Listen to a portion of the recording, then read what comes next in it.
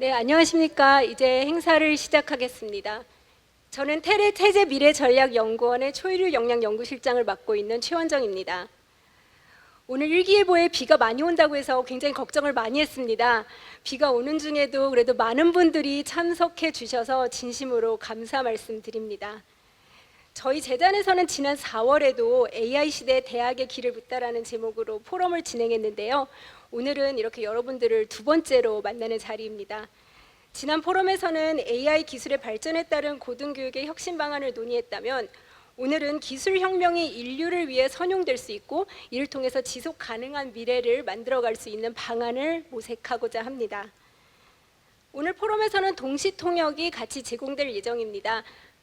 동시통역이 필요하신 분들께서는 한국어를 선택하시는 경우 1번, 영어는 2번을 선택해 주시면 동시통역 서비스를 받으실 수 있습니다. Simultaneous interpretation is provided. You can choose number 1 for Korean, number 2 for English. 자, 이제 본격적인 포럼 진행에 앞서 태재미래전략연구원 김성원 원장님 환영사 듣겠습니다. 여러분 뜨거운 박수로 환영 부탁드립니다.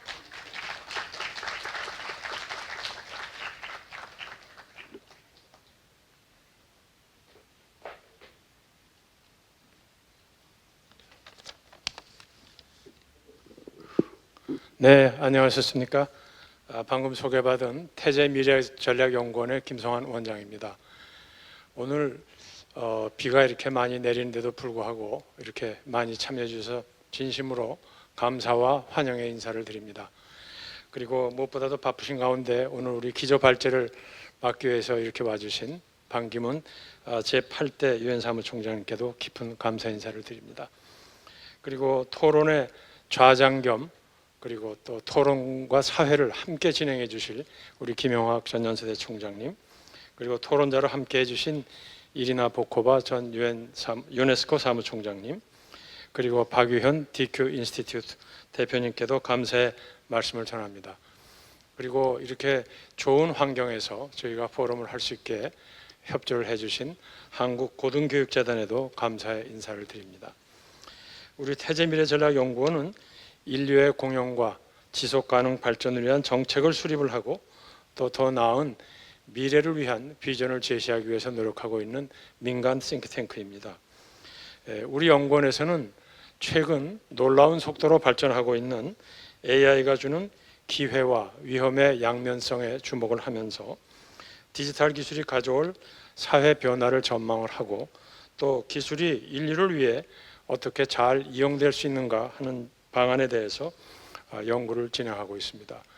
지금 국제사회에서는 AI의 발전 속도가 너무 빠르기 때문에 이제 AI가 인간의 통제력을 벗어나서 기후위기나 핵 전쟁보다도 더 무서운 문명의 파괴자가 될 수 있다고 이렇게 우려를 하고 있습니다. 이 같은 상황에서 우리 연구원이 디지털 문명, 지속 가능의 길을 묻다는 주제로 이렇게 포럼을 개최할 수 있게 된 것을 대단히 기쁘게 생각합니다. 오늘 포럼은 AI를 비롯한 디지털 기술이 일으킬 혁명적 변화 속에서 인류가 직면한 위협의 요인을 살펴보고 또 지속 가능한 미래를 만들기 위한 방안을 논의하기 위해 마련을 했습니다. 그동안 인류가 쌓아온 가치와 규범이 뿌리째 흔들릴 수도 있는 그런 위협 속에서 윤리적인 균형을 찾고 또 기계와 인간이 조화롭게 공존할 수 있는 해법을 함께 생각해 보고자 합니다. 오늘 포럼의 기조발제를 맡아주신 우리 반기문 총장님께서는 여러분들 다 잘 아시는 대로 지속가능 발전 목표 SDGs의 채택과 또 파리 기후변화 협약을 이끌어내시는 등 인류의 지속가능한 발전을 위해서 많은 업적을 이룩하셨으며 또 지금도 불철주야 이를 위해서 노력을 하고 계십니다. 그리고 토론자로 함께 해주신 세 분도 우리 시대가 당면한 도전 과제에 대해서 많은 연구를 하시고 또 그 해법을 찾기 위해서 진력하고 계신 분들입니다. 오늘 포럼을 통해서 이 자리에 함께 계신 모든 분들이 네 분 발표자들의 전문적인 식견과 통찰력을 함께 나눌 수 있는 기회가 되기를 바랍니다. 역사적으로 보면 혁명적 기술의 양면성은 늘 있어 왔습니다. 디지털 기술이 인류 전체의 번영에 기여하기 위해서 우리가 무엇을 해야 하는지 또한 기술의 진보가 미래 사회에 긍정적인 영향을 주기 위해서 해결해야 될 과제들은 무엇인지 경청하고 또 싱크탱크로서 함께 고민하겠습니다. 앞으로도 태재미래전략연구원의 활동에 많은 관심과 성원을 부탁드리고 참석해 주신 모든 분들께 다시 한번 감사 인사를 드립니다. 그러면 반기문 총장님을 이 포디움으로 모시도록 하겠습니다. 큰 박수로 환영해 주시면 감사하겠습니다.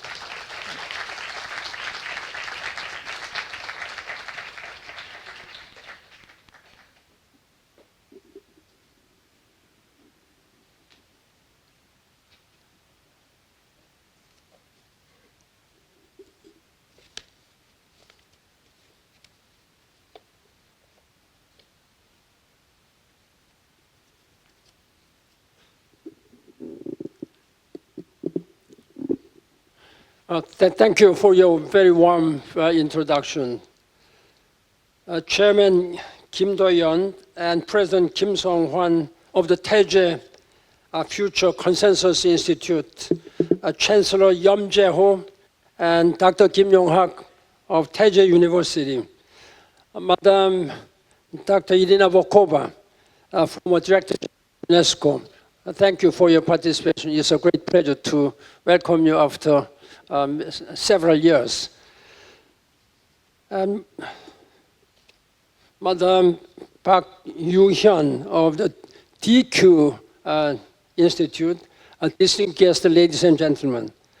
It is my great pleasure to present this forum on sustainability and artificial intelligence, probably two of the most discussed topics these days.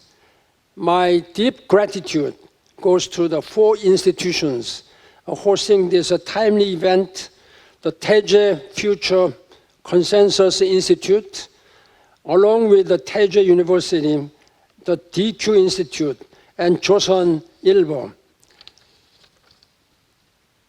Before I say something, I must confess to you that I should be one of the last person who should talk about this artificial intelligence.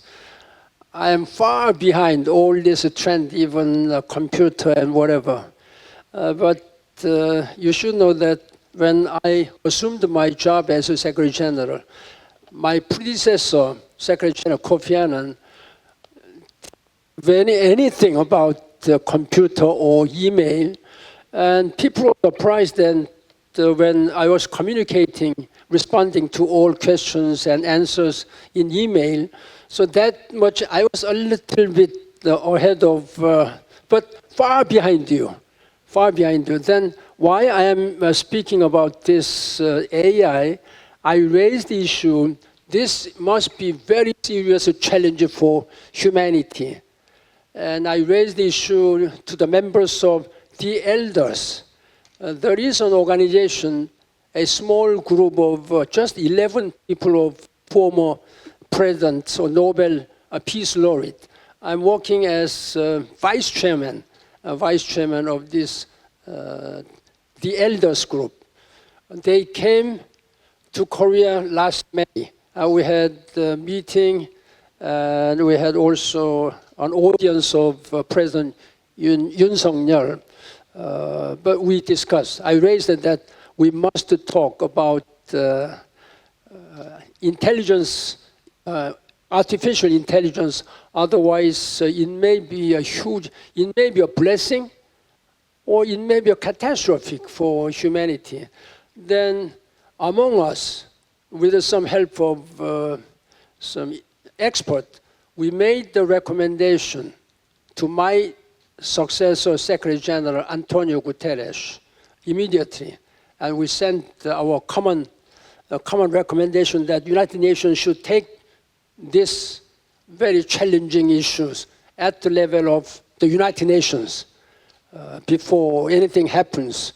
And Secretary General answered that this will be one of his top agendas, and United Nations will deal with this matter at the General Assembly and other informed agencies. This is what I'd like to tell you and confess that I'm not an expert, but I know that this has some very serious implications. That's why I accepted this invitation. Now, I just try to say something. Now, ladies and gentlemen, together we gather here to address one crucial question. Are we on track to achieve the United Nations Sustainable Development Goals, SDGs, by the year 2030? As we now stand exactly halfway through our journey, it is time to reflect on where we have been and recalibrate our future sustainable development goals, not just through 2030, but beyond as well. The SDGs were born as a universal call to action, urging us to eradicate poverty, protect the planet, and ensure peace and prosperity for all. Just in an easy way, I have been speaking out 100,000 times to the people of the world that by 2030, there should be nobody who should die from exact poverty, hunger. There should be nobody who suffer without the food because of the lack of food. There should be nobody who should die unnecessarily from preventable diseases. There are some unpreventable diseases still, but I'm talking about preventable diseases. Then now, Madam Irina Bokova's priority is education.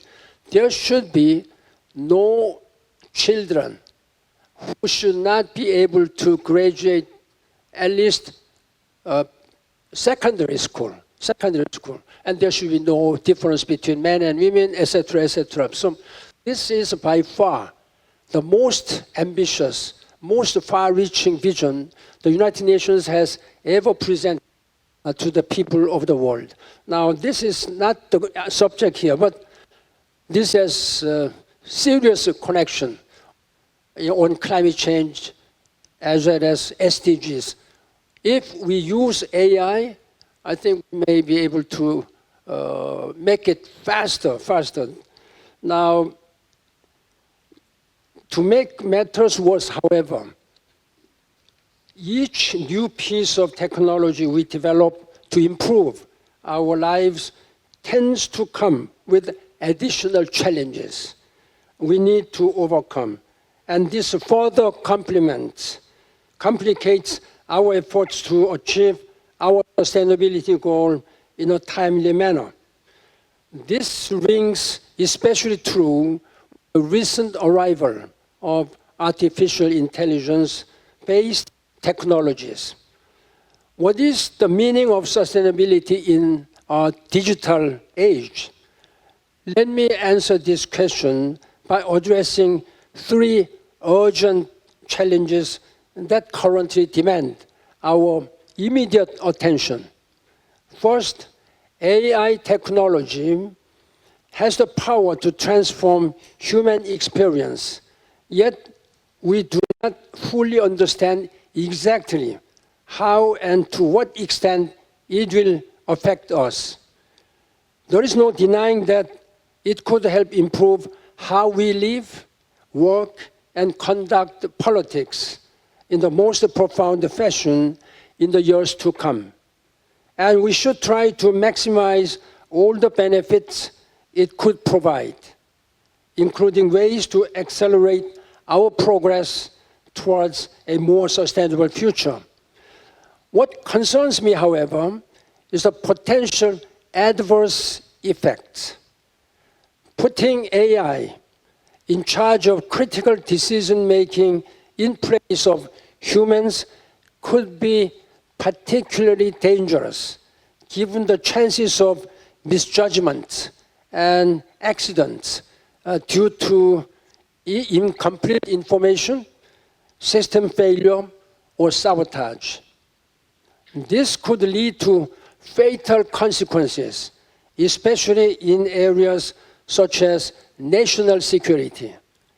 The latest advancement in AI, including ChatGPT, have prompted numerous national leaders, policy practitioners, and academics familiar with the technology to publicly voice their concerns about the associated risks.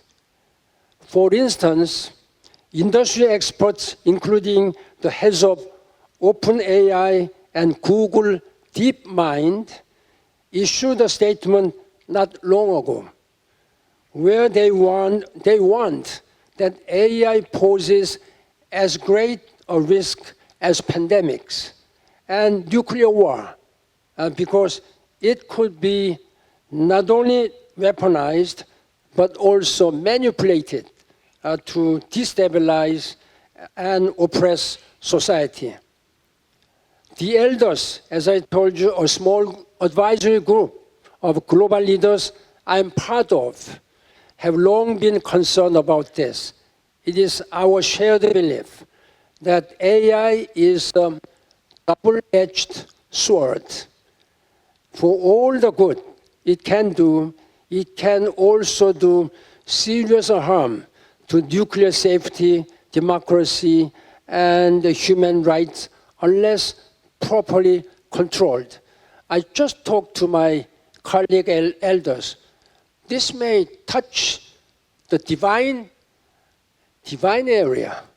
Then if Almighty God, if there is a God in the heaven is angry, then what will happen? It will be whole destruction of this planet Earth. This is just a joke, not based on science, but just my personal feeling. So that is what I have raised.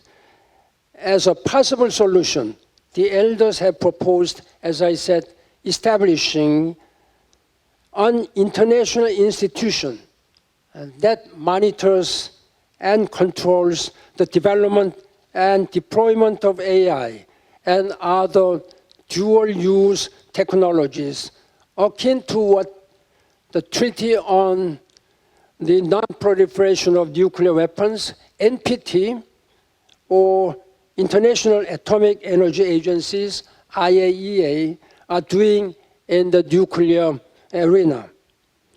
The second challenge is that we have been slow to respond to the climate crisis, and that is ravaging the planet right now. For many years, research has shown that regardless of the goals set out in the Paris Climate Change Agreement, we are not doing enough. We are far behind our schedule to stem the worsening tide. The dire consequences of such a lack of urgency and accountability are manifest in the extreme weather events, rising sea levels, and alarming loss of biodiversity we are presently experiencing worldwide. For example, the daily global average temperature on July 3rd this year reached 17.1 degrees Celsius, making it the hottest day on Earth in about 125,000 years. I don't know whether they have a temperature gauge at the time, but in any way, this is what scientists are telling us. So we have no other way to believe it. This marks the first time ever since we crossed the 1.5 degree Celsius threshold since the pre-industrial age. Scientists have long regarded it as a point of no return and urged us all to take immediate action before it was too late. Now global warming appears to be accelerating, bringing irreversible and unimaginable climate and other crises around the globe. Not only that, a recent study shows that humans are extracting so much groundwater that the tilt of the Earth axis is shifting by about 2 inches every year. Across the planet, sea levels are rising. I have seen for myself. I have visited all small South Pacific islands in Caribbean. The sea levels are rising. For example, country like Kiribati has purchased the land in Fiji so that whole people should move to Fiji because the highest point of Kiribati Island is 3 meters high above sea level. And I took protocol purpose a photograph. Whenever VIP comes, they are led to the highest point on the sea level in their island, 3 meters.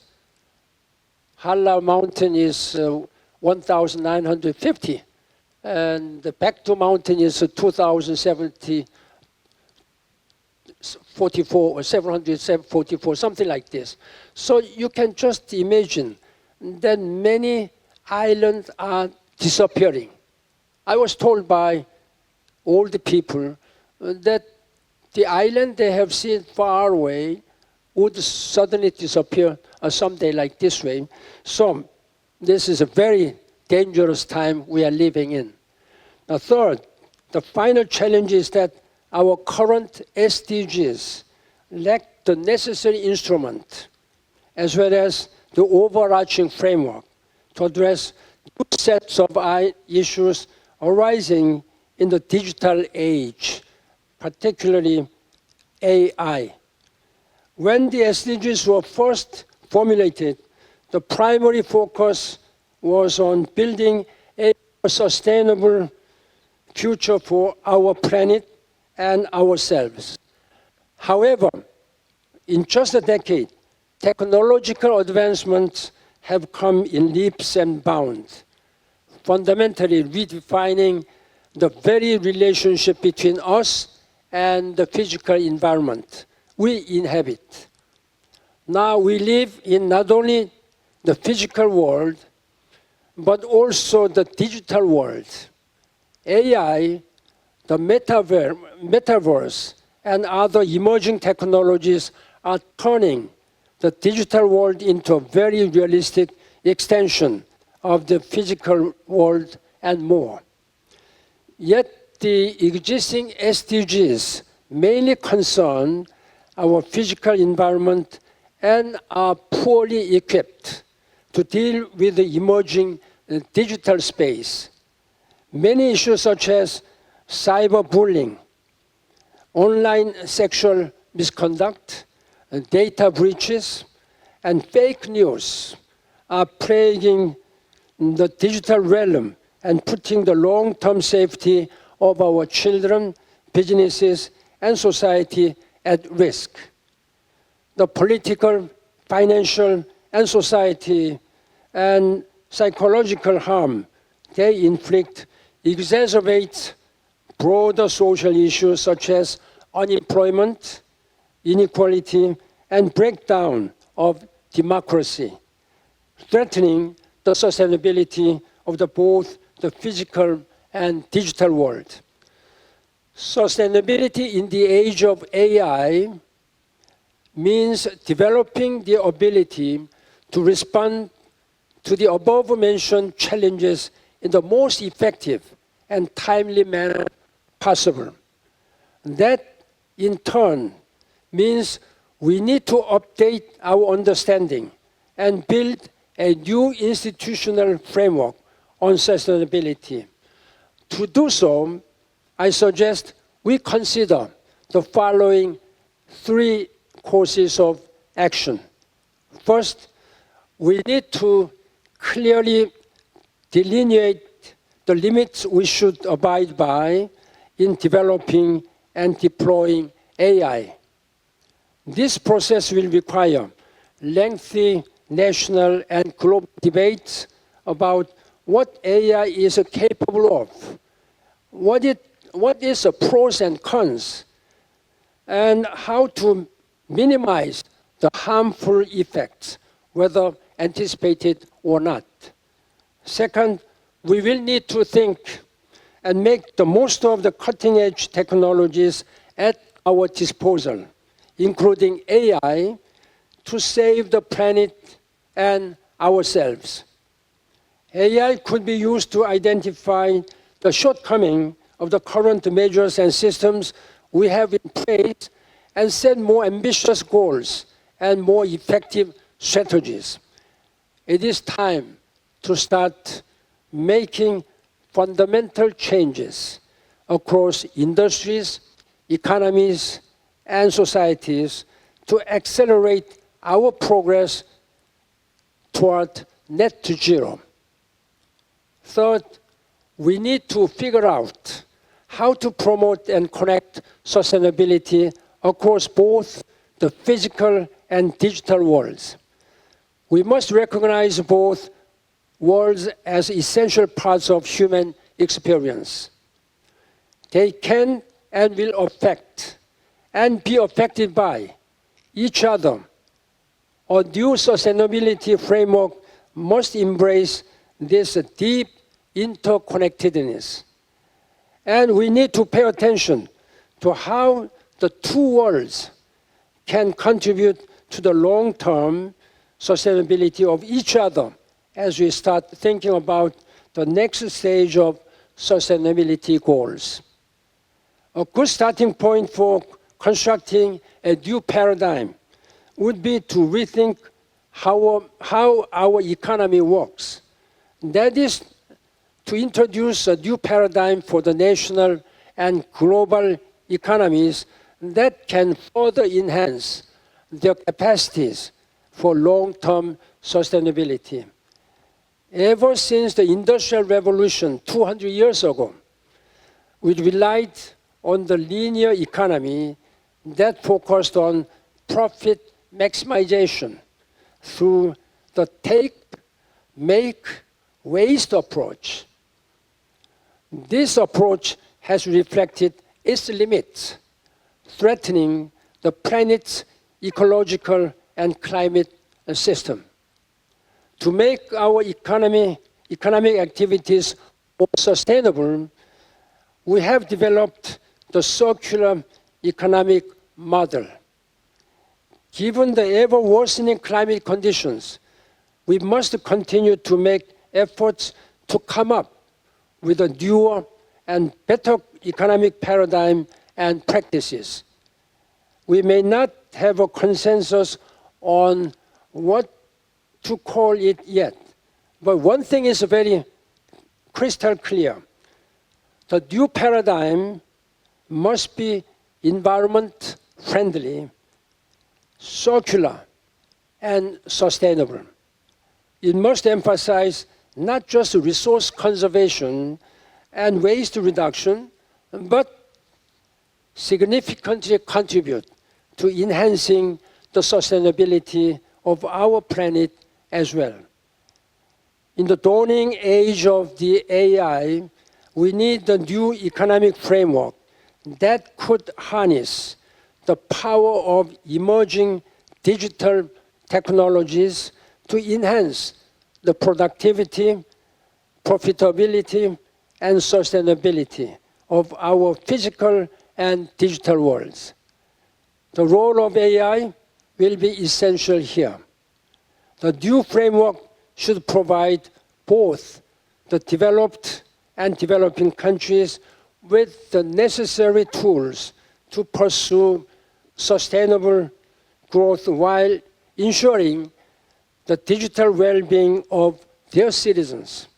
So, ladies and gentlemen, how exactly do we approach sustainability issues in the age of AI?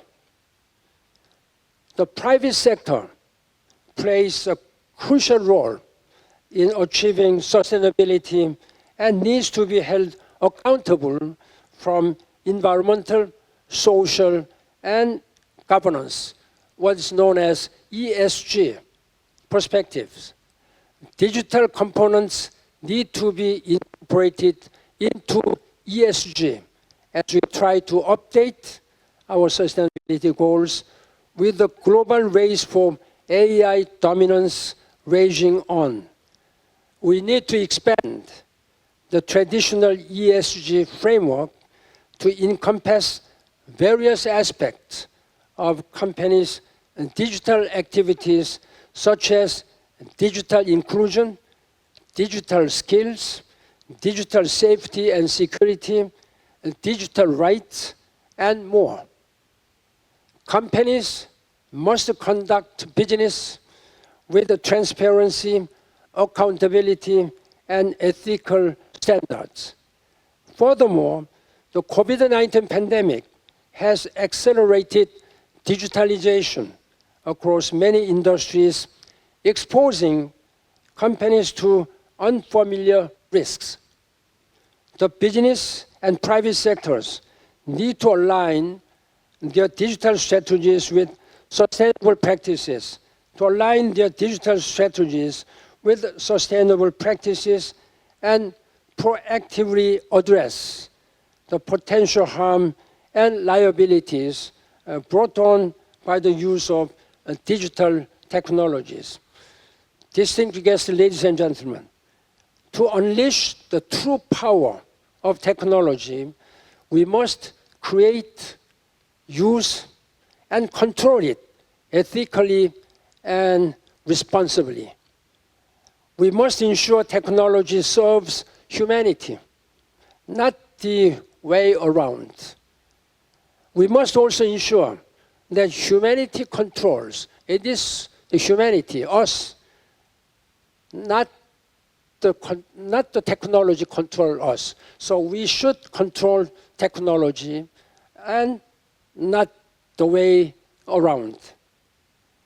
Then and only then can we achieve long-term sustainability and digital well-being as well as profit.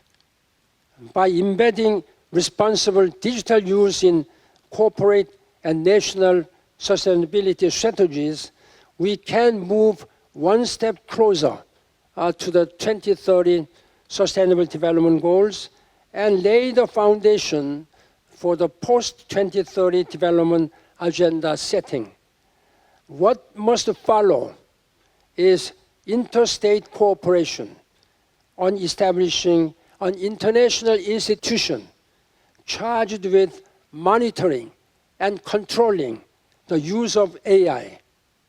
Just as with nuclear energy, controlling a piece of technology as potent as AI requires a cautious, constant, and collective endeavor from the international community. Ladies and gentlemen, thank you all for being here in person and online. Let me also offer my gratitude to our distinguished speakers who will exactly guide us through some very interesting topics today. And remember, each and every one of us has a role to play in creating a world where innovation and prosperity and sustainability go hand in hand.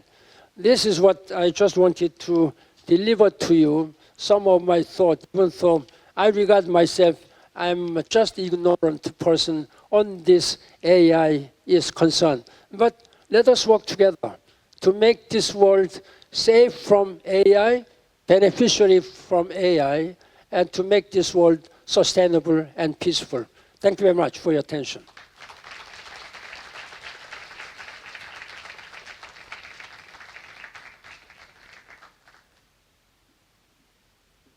네, 다시 한번 뜨거운 박수 부탁드리겠습니다. 저희가 이어서 2부 세션 진행할 건데요. 그 전에 기념사진을 촬영하려고 합니다. 오늘 토론자분들 그리고 재단 관계자분들 잠시 단상 위로 올라와 주시기를 부탁드리겠습니다. 청중 여러분께서는 잠시만 기다려 주십시오. 곧 이어서 2부 세션 진행할 예정입니다.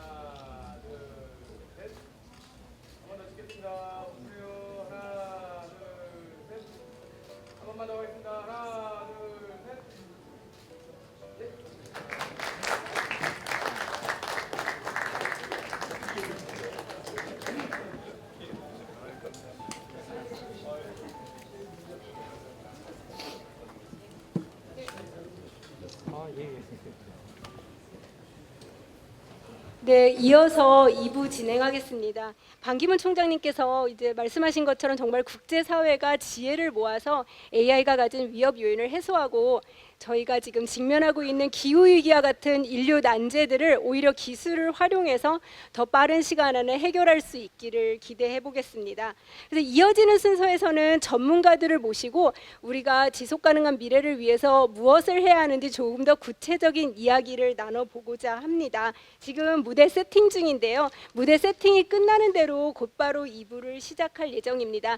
2부에는 세 분의 토론자께서 먼저 발표를 해주시고 그다음에 이제 상호 토론과 청중 질의를 받을 예정인데요. 네, 2부 이제 세팅이 끝난 것 같습니다. 네, 저희 2부에서는 그 세션의 토론 좌장을 김용학 전 연세대학교 총장님께서 맡아주셨습니다. 김용학 총장님 간단하게 소개드리겠습니다. 김용학 총장님은 제18대 연세대학교 총장을 역임하셨고 교육과 대학의 혁신에 주력해 오셨습니다. 특히 한국에서 처음으로 사회 연결망 이론을 연구한 이 분야 최고 권위자로서 오늘 토론 좌장뿐만 아니라 첫 번째 토론의 발제도 해주실 예정입니다. 그럼 김용학 총장님께 무대에 넘기도록 하겠습니다. 큰 박수로 환영해 주십시오.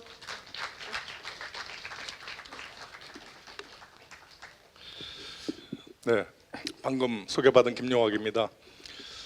저한테 이 좋은 행사에 사회를 보라고 그럴 때 저는 제 전공이 사회학이기 때문에 사회를 보라고 그런 줄 알고 수락을 했는데 한 2주 전쯤에 발표까지 하라고 그래가지고 저를 깜짝 놀라게 했습니다. 그래서 발표 준비 기간이 길지가 않았다는 점 이해해 주시고요.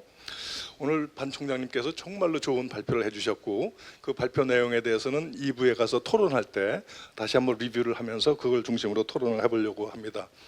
제가 오늘 발표도 하지만 좌장이기 때문에 앞으로 진행 순서를 말씀드리면요, 각자 토론자 세 분께서 15분씩 발표를 하시고 상호 토론 20분을 하게 됩니다. 그 다음에 Q&A, 청중으로부터 질의응답하는 시간을 20분을 갖게 됩니다. 저희가 한 10분 정도 늦게 시작했기 때문에 10분 정도 늦게 끝나는 것을 양해해 주시기 바랍니다. 제가 이제 발표 시작할 텐데 좀 올려주시기 바랍니다. 그렇군요. 네, 저는 발표 제목을 이 AI가 우리 공동체를 지금 파괴하고 있다, 이런 주제로 얘기를 하려고 합니다. 이것은 미래의 얘기가 아니라 지금 일어나고 있는 일이기 때문에 정말로 어전트한, 정말로 긴급한 문제다, 이런 말씀을 드립니다. 여태까지 지금 AI에 대해서 논쟁이 일어나는 거 잘 알고 계시겠습니다만은 인간의 이익을 위해서 AI가 과연 통제 가능할 것인가 에 대한 질문에 대해서 사람들이 둘로 나눠져 있습니다. 가장 긍정적인 사람은 레이 커즈와일이라는 사람이죠. 이 사람은 2045년도 되면 우리보다 훨씬 더 뛰어난 AI가 태어나서 인간이 우주를 지배하게끔 잠자는 우주를 깨울 것이다, 이런 낙관적 전망을 하고 있습니다. 그 다음에 하바시스, 지난번에 알파고로 유명해진 하바시스, 그 다음에 샘 얼츠만, 얼마 전에 청문회에 나와서 얘기했던 사람이죠. 근데 이 사람도 규제 쪽에는 찬성을 합니다만은 궁극적으로 컨트롤할 수 있을 것이다 라고 믿고 있는 왼쪽 사람들입니다. 오른쪽 사람들은 잘 아시다시피 스티븐 호킹, 인류가 멸망할지도 모른다. 일론 머스크, 우리가 악마를 불러들였다, 이런 식으로 굉장히 비관적으로 전망을 하고 있습니다. 근데 저는요, 40여 년 전에 퍼스널 컴퓨터가 우리 사회를 파고들고 인터넷이 막 보급될 때 미래학자들이 이 인터넷과 컴퓨터가 우리 사회를 어떻게 바꿀 것인가에 대한 전망과 논쟁이 있었는데 그걸 먼저 한번 소개를 해드리려고 합니다. 컴퓨토피아가 올 것이다, 디스토피아가 올 것이다, 이 둘로 나눠져서 미래학자들이 논쟁을 심하게 했습니다. 과연 누가 이익을 볼 것이냐? 낙관론자들은 모든 사람이 이익을 볼 것이다.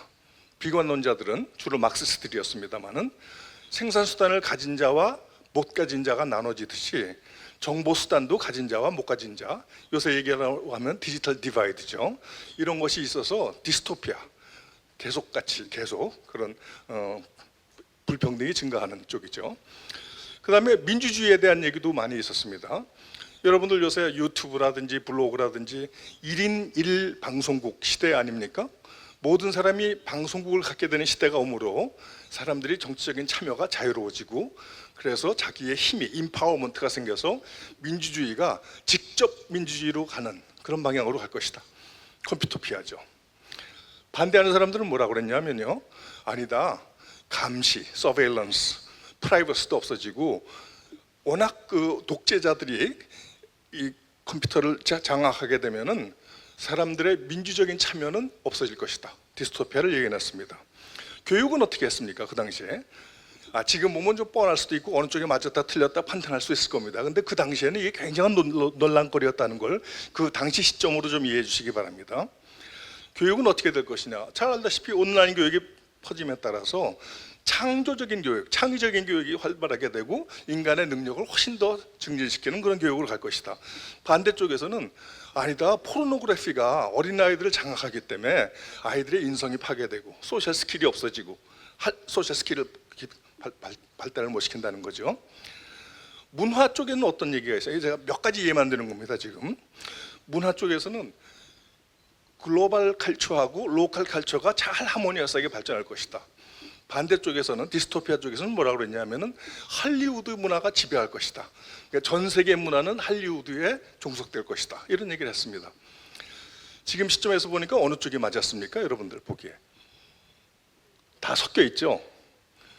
섞여 있는데 BTS하고 한류를 생각하면은 문화는 어떻게 가고 있습니까? 디스토피아가 틀렸죠, 확실히. 그러면 who benefit, 누가 이득을 볼 것이냐는 섞여 있죠. 디모크라시는 어떻습니까? 여러분 보기에. 오늘 제가 발표를 주장하려고 그러는 게 바로 이 부분입니다.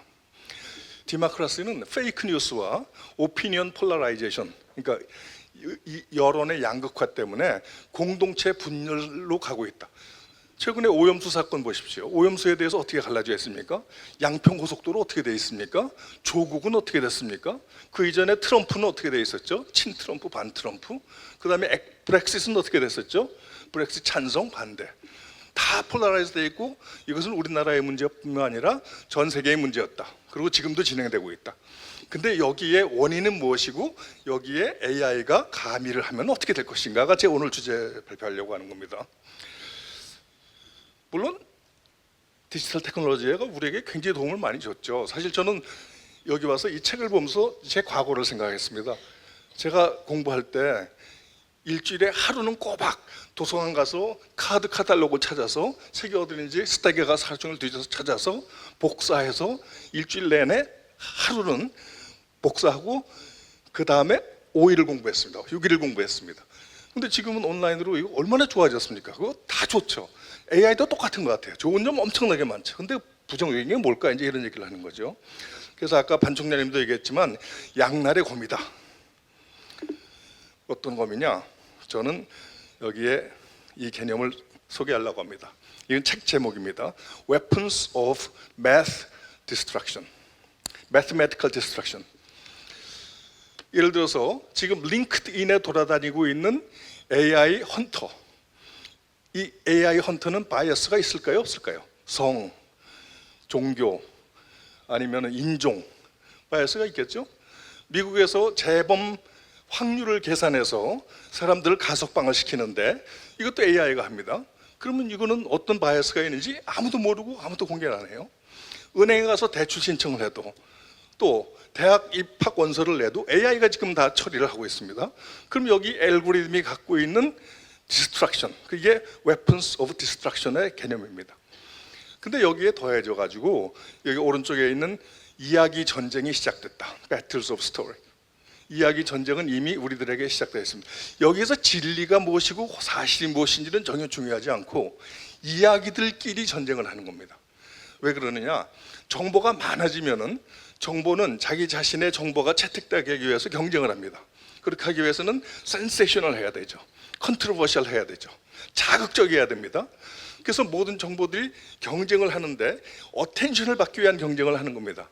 이 어텐션을 받기 위한 경쟁이 우리에게 Battle of Stories, 스토리들, 진리의 경쟁이 아니라 스토리의 경쟁이 지금 일어나고 있다는 것입니다.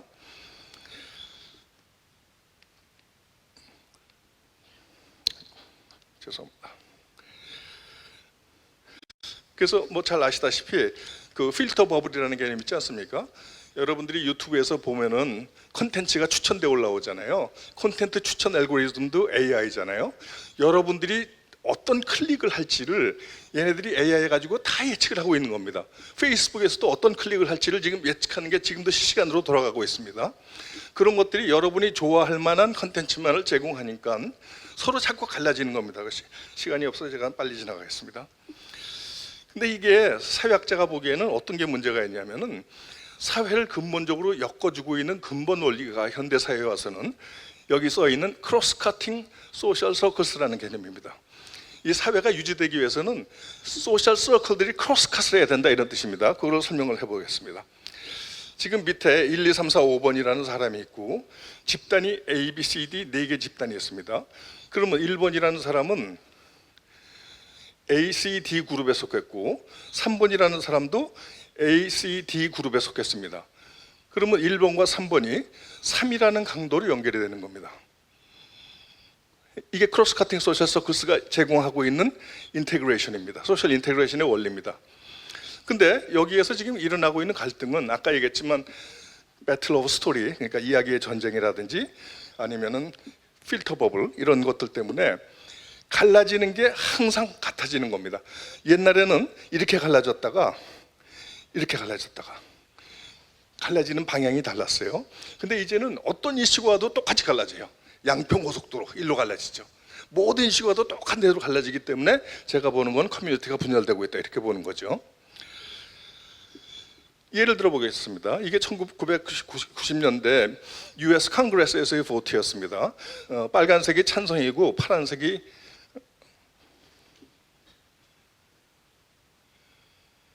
파란색이 반대입니다. 그리고 이쪽 그룹이 리퍼블리칸이고 이쪽 그룹이 디모크라틱. 근데 여기에서는 노동법에 관해서는 이렇게 갈라졌어요. 그럼 갈라지면 에러가 생기죠. 저쪽에 있는 진영에서도 찬성을 하고 이쪽에 있는 진영이 반대를 하고 이렇게 갈라지는 겁니다. 다음번 이슈는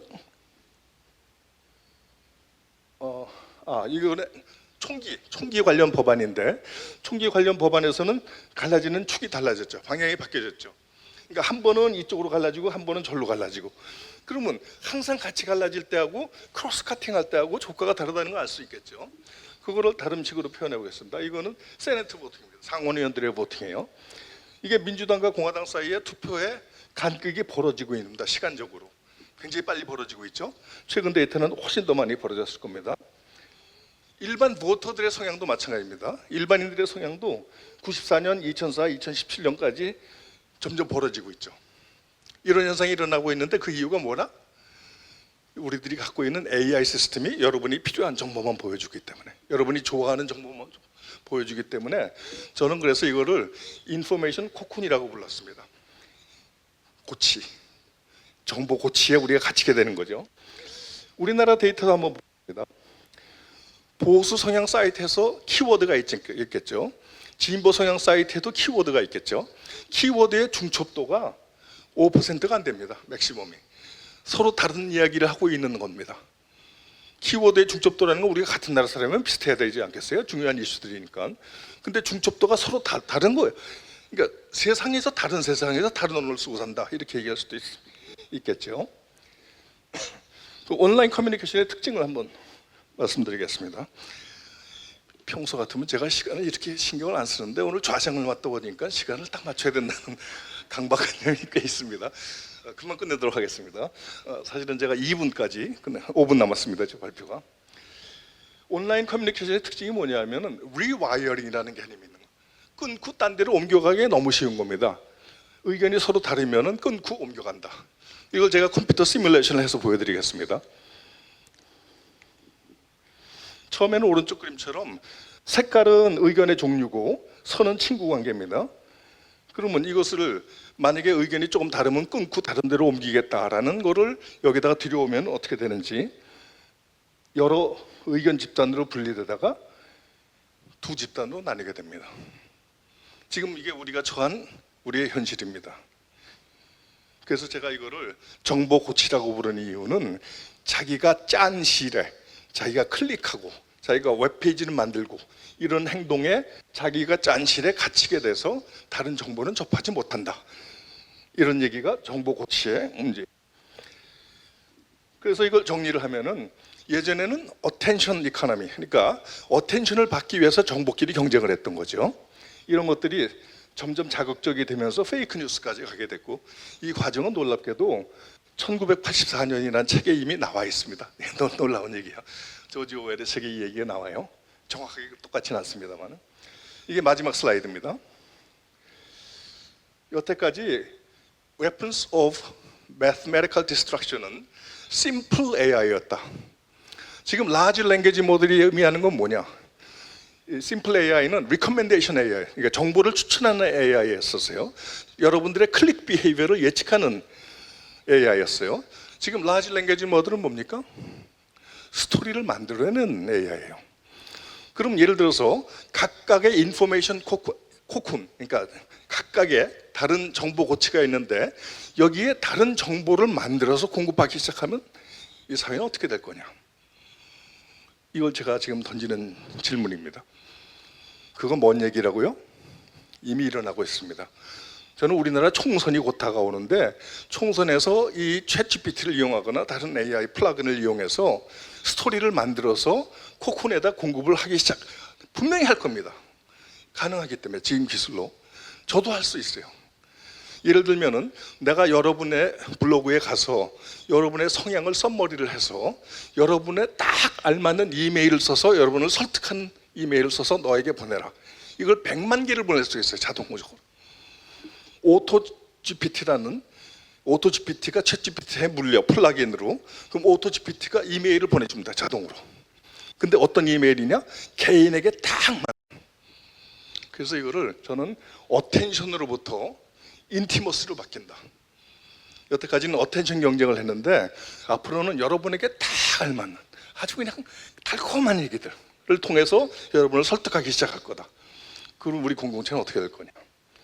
그래서 저는 이거를 고민하다가 에덴 동산에 있는 뱀, 우리 AI가 이렇게 될 것이다 라고 예측을 하고 있습니다. 여기에 대한 규제가 반드시 필요하고 이게 가능할지는 우리 논쟁에서 한번 좀 더 이따가 해보도록 하겠습니다. 맨 마지막에는 얼마 전에 있었던 어떤 서베이인데 50% 이상의 과학자들이 이게 어디서 서베이를 하냐면은 AI 개발자 회의에서 서베이를 했습니다. 거기 참석한 학자들한테. 그랬더니 10% 이상의 찬스로 확률로 인류를 멸망시킬 수 있다. AI가. AI 개발자들이 이렇게 대답을 했다는 겁니다. 제 얘기가 아니라. 이따 토론에서 뵙겠습니다. 다음 역할로 넘어가겠습니다. 오늘 토론자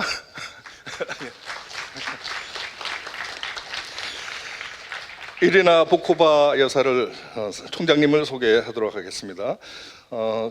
이리나 보코바는 전 유네스코 사무총장이시고 불가리아 외교 장관을 거쳐서 2009년부터 2017년까지 여성 최초 유네스코 사무총장을 역임하셨습니다. 국제교육과 문화에 대해서 통찰력을 가지고 인류 평화의 지속 가능성과 SDG, ESG, 세계 시민교육 분야에서 굉장히 활발한 활동을 해오고 계시고 한국을 너무 사랑하셔서 지금 경희대학교에서 석좌 특임 교수를 하고 계십니다. Irina Bokova, you have 15 minutes. Please be sharp on time.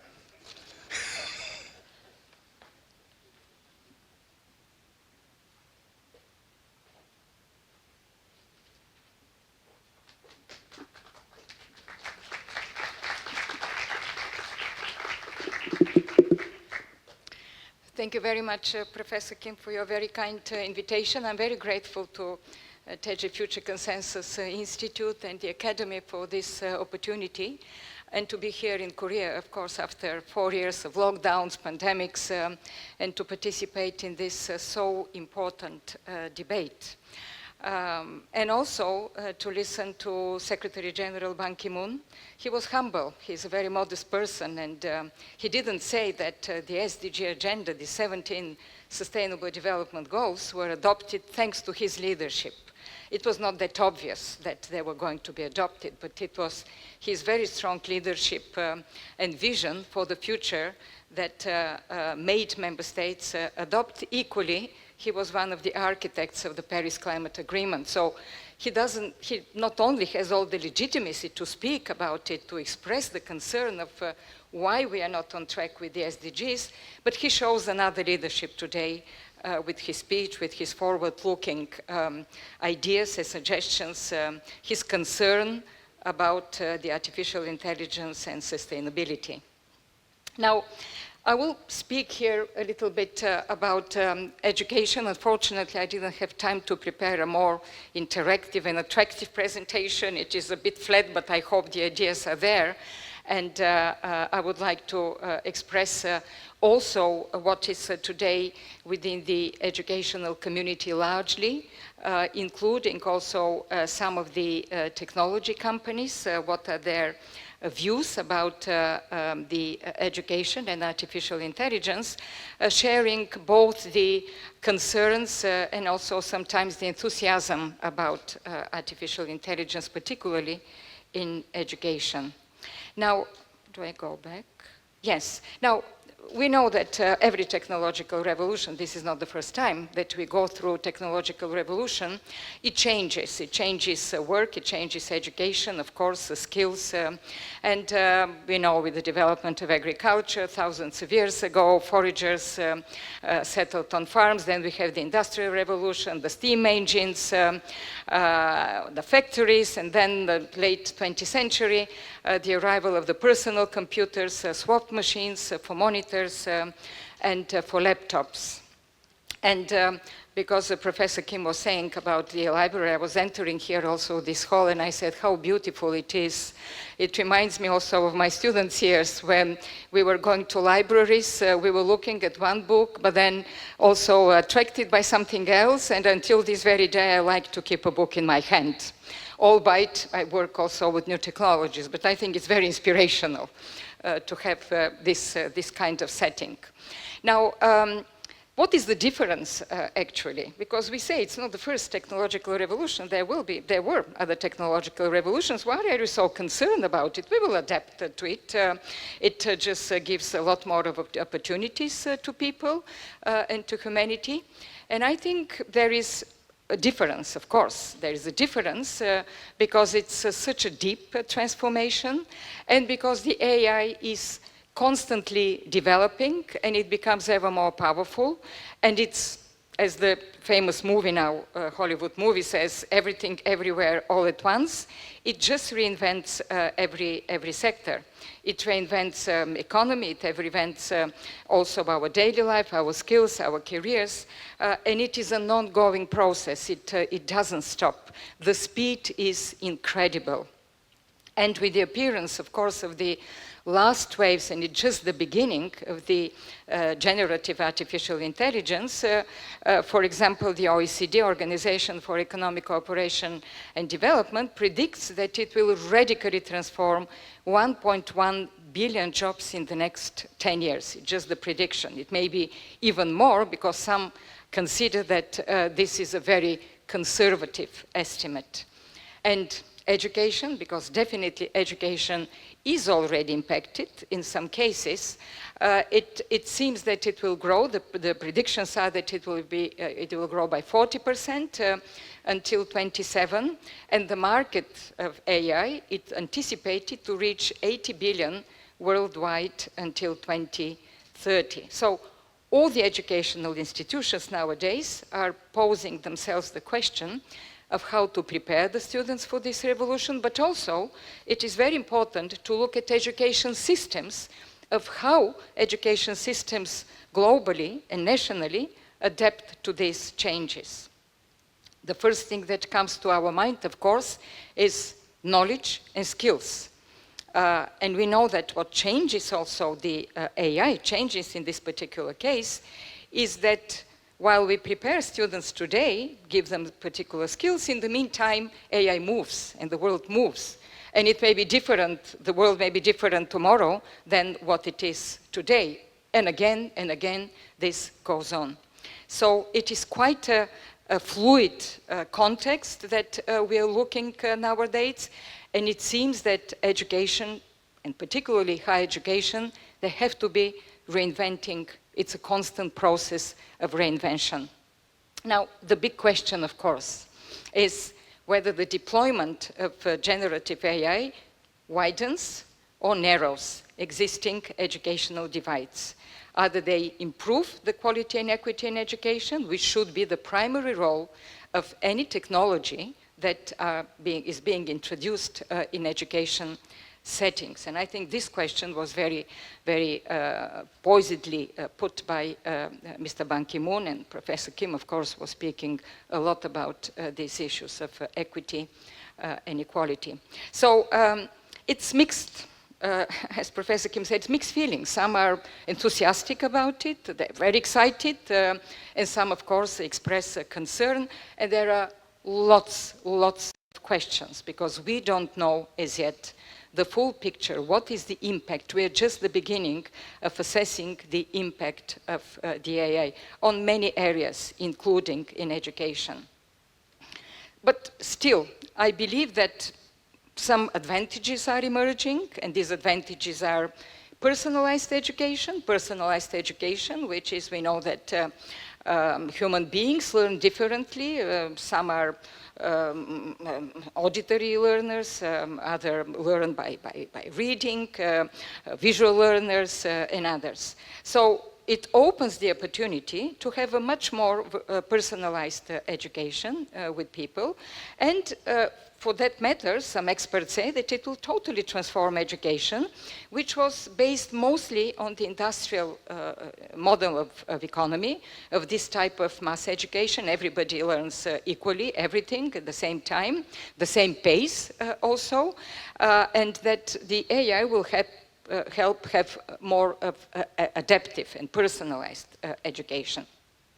Others say, and I think this is true, that it may open incredible opportunities for students with special needs, to include them in a much more adaptive manner also in education systems, and to work with them individually according to their needs in order for them. This brings indeed some equity in educational opportunities.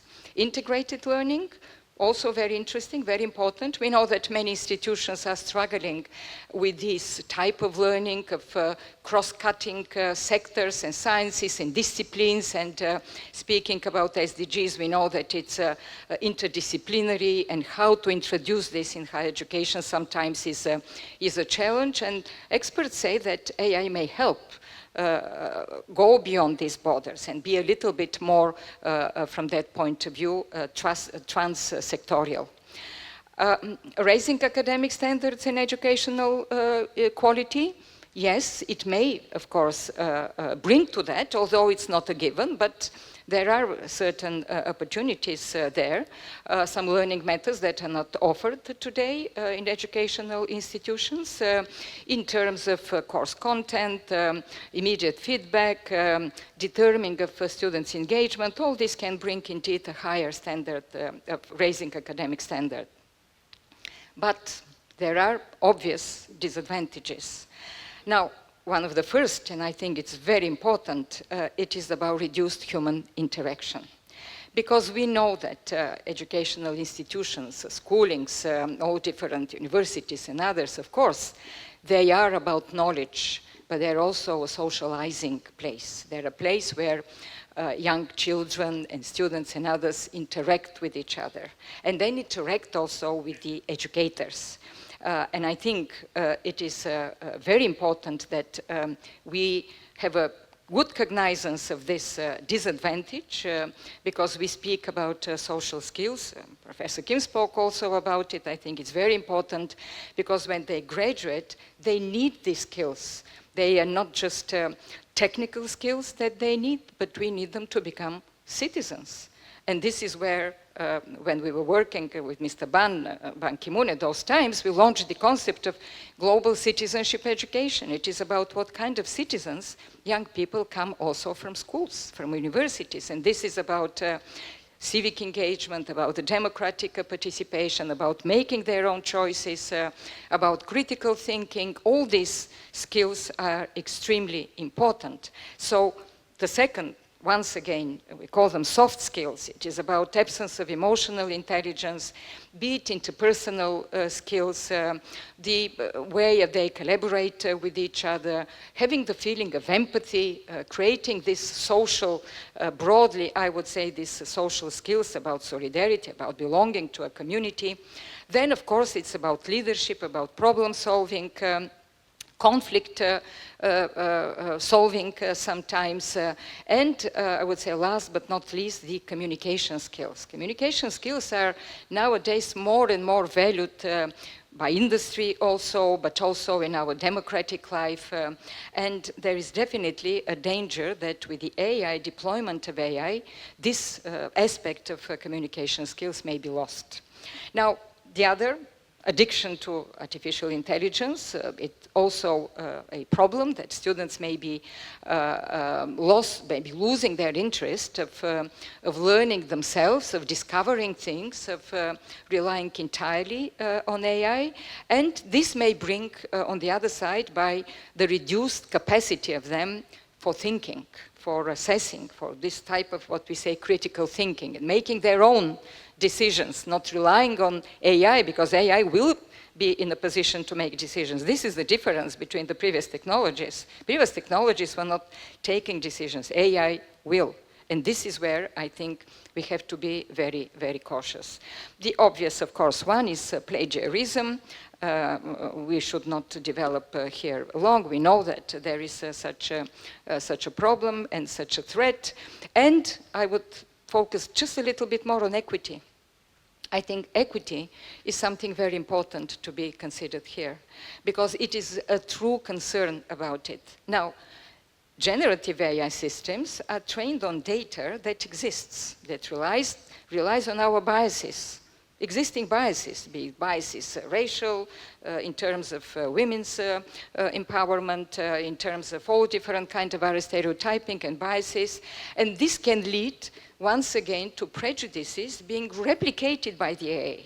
And you may know that Amazon, a few years ago, they had the system of AI for the recruitment, and it turned out that in most of the cases, 90% of the cases, women were discriminated by the AI, and in the, I think 2018, they just stopped this. Now they're developing new kind of a tool, AI tool, in order to move to recruitment, but I think this is a very serious concern, not just for women, but also for all different kinds of other situations where it may entrench existing already biases that we have.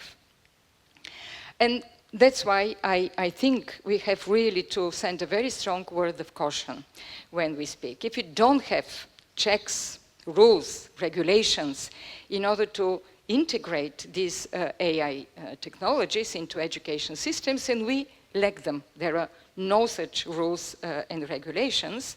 Unlike, I would say, some of the existing now textbooks and others, just to give examples, the education resources nowadays are bound and they should be vetted.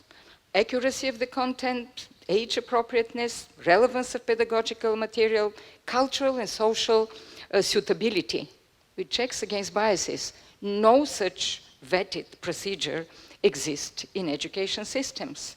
And albeit all the models that exist, they claim that they have this kind of educational ability, but they're not going through any type of examination, assessment, and vetting.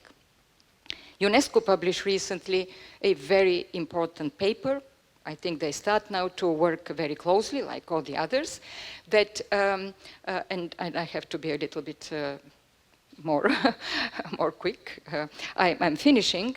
I think what is very important is indeed to introduce in the education systems this type of vetting. So ministries of education, all the other educational institutions should build this capacity. There is no capacity nowadays. We just don't know how to approach this issue, how to regulate technologies.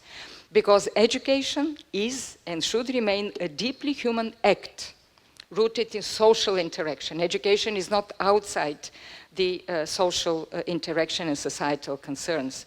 It should stay. And to bridge also existing gaps globally. You know, 80 million people still are illiterate.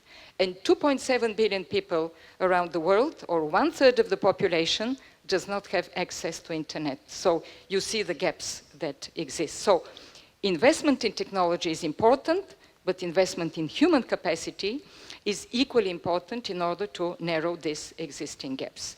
And finally, if I say this, I quote from the, and I finish from the UNESCO paper, they said that we should uphold the raison d'etre of education to help us make informed choices of how we want to construct our lives and our society. So this indeed is an inflection moment for education, and I think we really have to look into it with open eyes, not just to be mesmerized by technology, because technology should serve the people, and not the other way around, as Mr. Ban Ki-moon just said.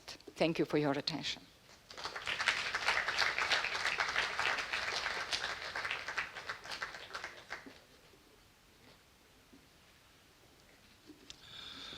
Sorry, we didn't give you enough time for wonderful presentation. Thank you very much. AI가 교육에 활용될 때 어떤 긍정적인 점과 부정적인 점이 있는지를 굉장히 밸런스 있게 잘 말씀을 해 주셨습니다.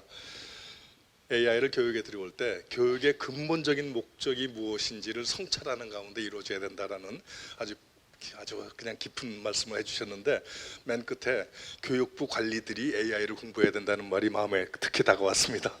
레귤레이션 하기 위해서는 관리들이 공부를 많이 해야겠죠. 박 위원 다음 프레젠터를 소개하도록 하겠습니다. 박 위원 DQ 연구소 대표는 2010년 디지털 세상의 공해로부터 디지털 세상의 공해로부터 아이들을 지키기 위해서 인플루션, 아마 좀 설명해 주실 수 있을 것 같아요. 인플루션 제로 운동을 시작해서 1917년 세계 경제 포럼과 함께 DQ 연구소를 설립하셨다고 합니다. 디지털 지능인 DQ, 디지털 코션트 같아요. 의 개념을 가지고 전 세계 아이들을 대상으로 활발한 디지털 시민 의식 교육을 실천하고 계시는 소셜 임팩터 리더이십니다. 그러면 15분 드리겠습니다. 감사합니다.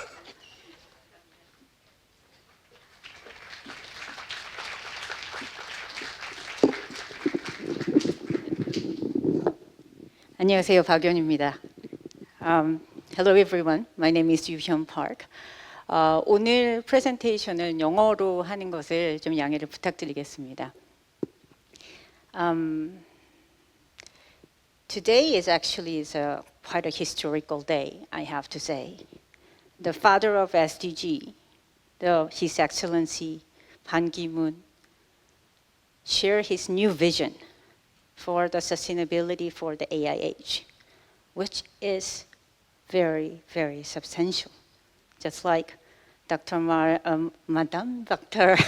Irina Volkova just mentioned, he's the leader of the global engine of sustainability, and now he shared we need to think about what is new economic model, what is the framework for the ESG in this digital age. I'm very, very thankful that today I'm going to address these topics, his questions. So let's dive in. I'm going to skip this part. Today we talk about artificial intelligence. We call it AI. Whether you know or not, you're using AI every day, last 1 decade. I believe this video is broadcasted through the YouTube, and if you open your YouTube app, the huge AI engine is currently working, as Professor Kim said, to curate your content.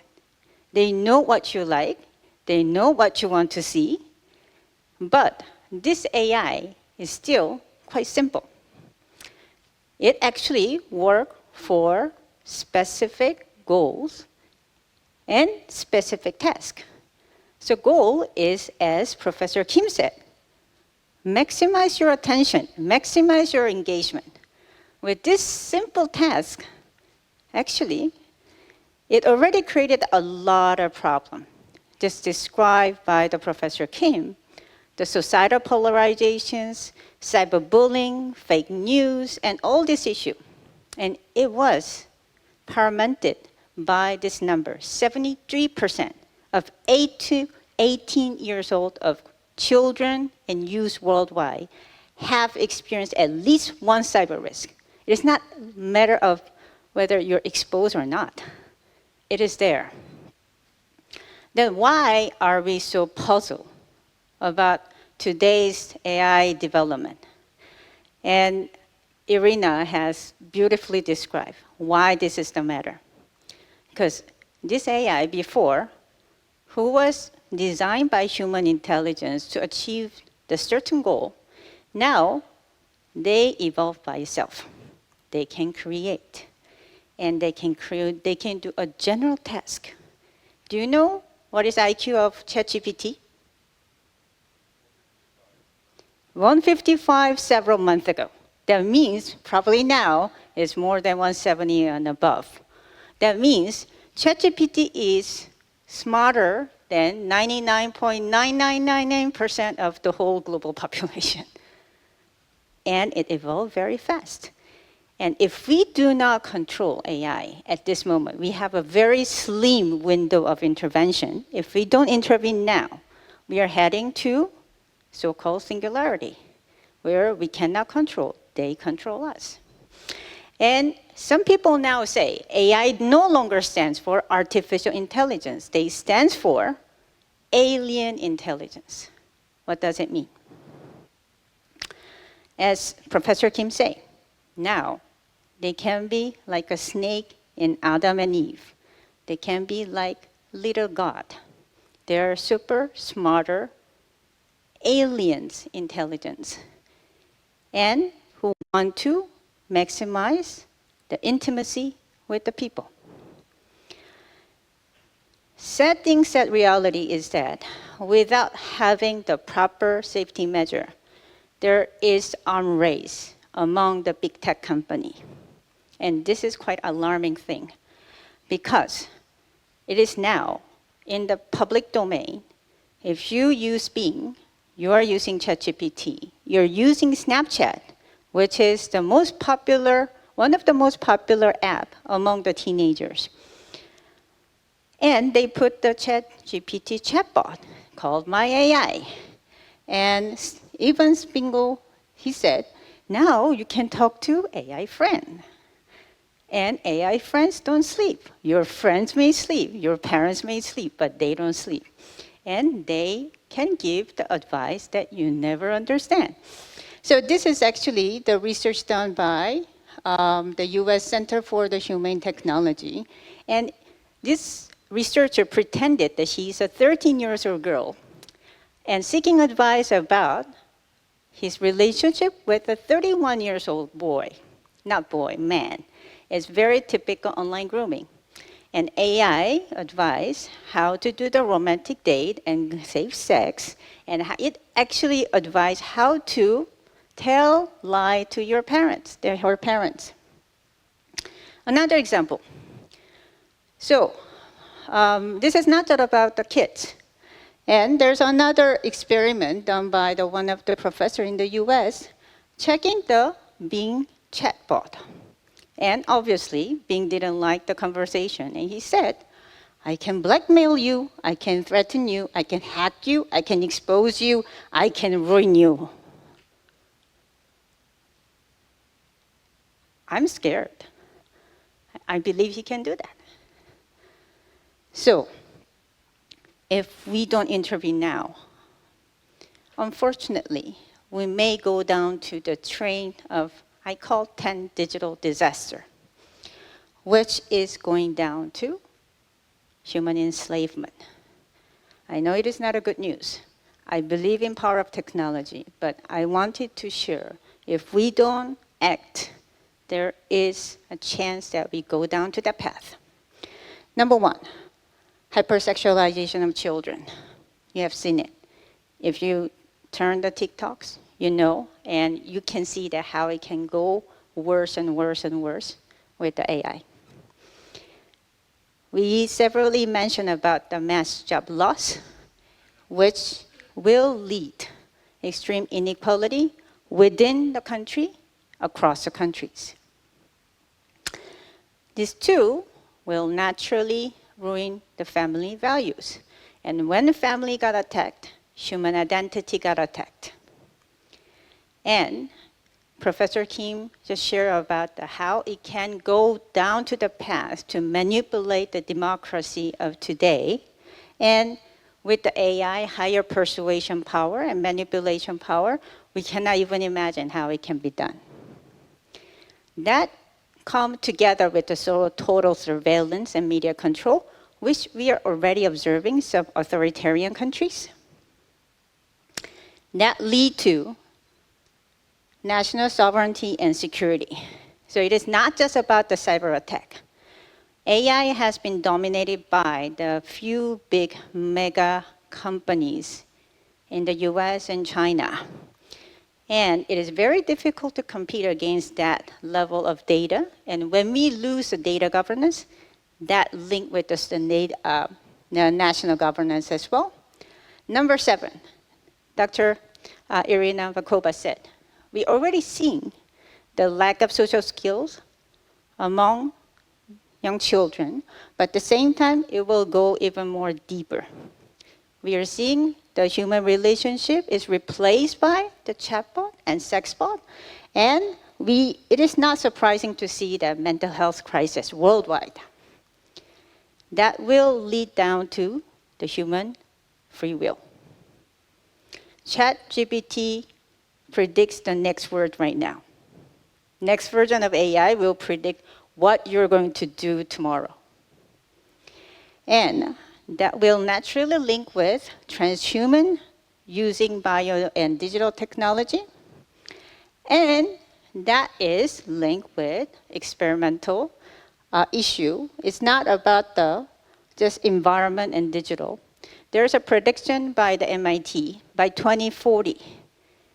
The computation power, the energy power need for the AI computation, we cannot even generate. And that all add up to existential threats by AI that we all worry about. So you can see that we talk about the existential threat from AI, but there are a lot of things are going on already in the society. So what do we talk about it?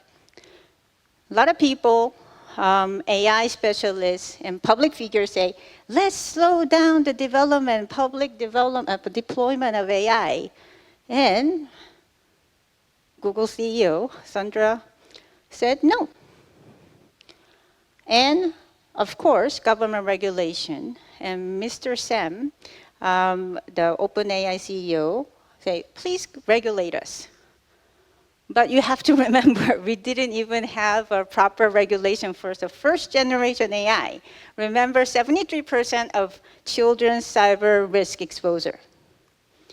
Now, it is very critical now, as His Excellency Ban Ki-moon said, we need to have an international institution to control AI. Then how can we start, given this this atmosphere? And I was very, very excited when His Excellency Ban said, now we have to think about the environment into the next version, combining in physical and digital. This is extended reality. And it is very important. We didn't create the world. We didn't create the earth. We are the steward. God created the earth, and we are the steward, but who created the digital world? We created the digital world. Every creation has the image of creator. So in the physical world, if you want to talk about the sustainability of physical world, we need to ensure our creator is good and ethical. So that's why this is so important for us to start with industry-driven based new sustainability paradigm. And His Excellency Ban Ki-moon shared about the importance of circular economy, which is fantastic frameworks, but it only thinking about the recycling within the earth space. Yeah. Why we want to recycle? Because the Earth has the limited resources. So if we don't recycle, then we are taking away future generations' resource. So it is so important to recycle. But what about that when we have this extended reality? And how can we harness the power of technology to ensure the sustainability of both physical and digital world? So it is so important. No longer waste becomes another waste. No, we need to ensure power of technology, waste to wealth. So we proposed new paradigm for sustainability in this AI age called cross-economy. So which means we are creating the new dimensional value chain by transform waste into high-value materials and transform physical to digital to create the new products and services and multiply wealth and impact. In this way, we can ensure sustainability and digital well-being and at the same time prosperity, as His Excellency said. Is it possible? It sounds like a fairy tale, but actually it is actually happened. If you think about where AI come from, they're from sand. People think sand is not really like important material. It can be the waste. It's neglected materials. When sand transform into the wafer, it could create the ICT industry. Just like we're proposing new two frameworks. Linear economy, take, make, waste. Circular economy, reduce, reuse, recycle. Now, we want to have cross economy, transform, create, and multiply. So, when we think about only Earth, we have to limit the growth. But with technology, when we can have an ethical dimension, then we can have ethical growth.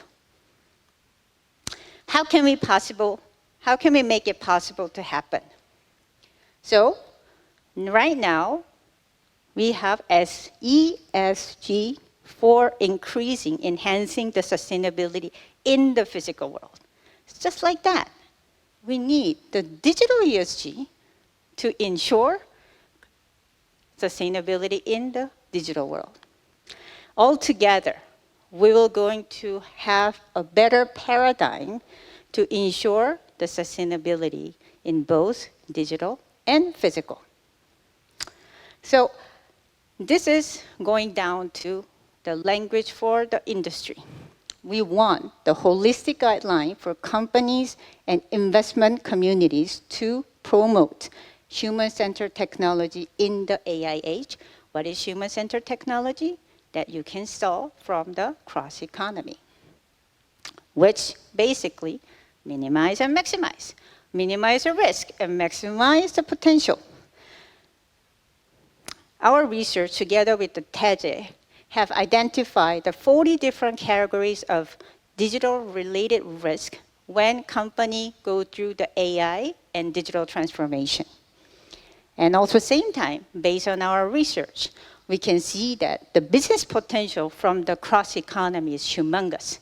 So if we actually make a right formula together, we can achieve beyond sustainability. Then how can we start, right? We can learn from what ESG done.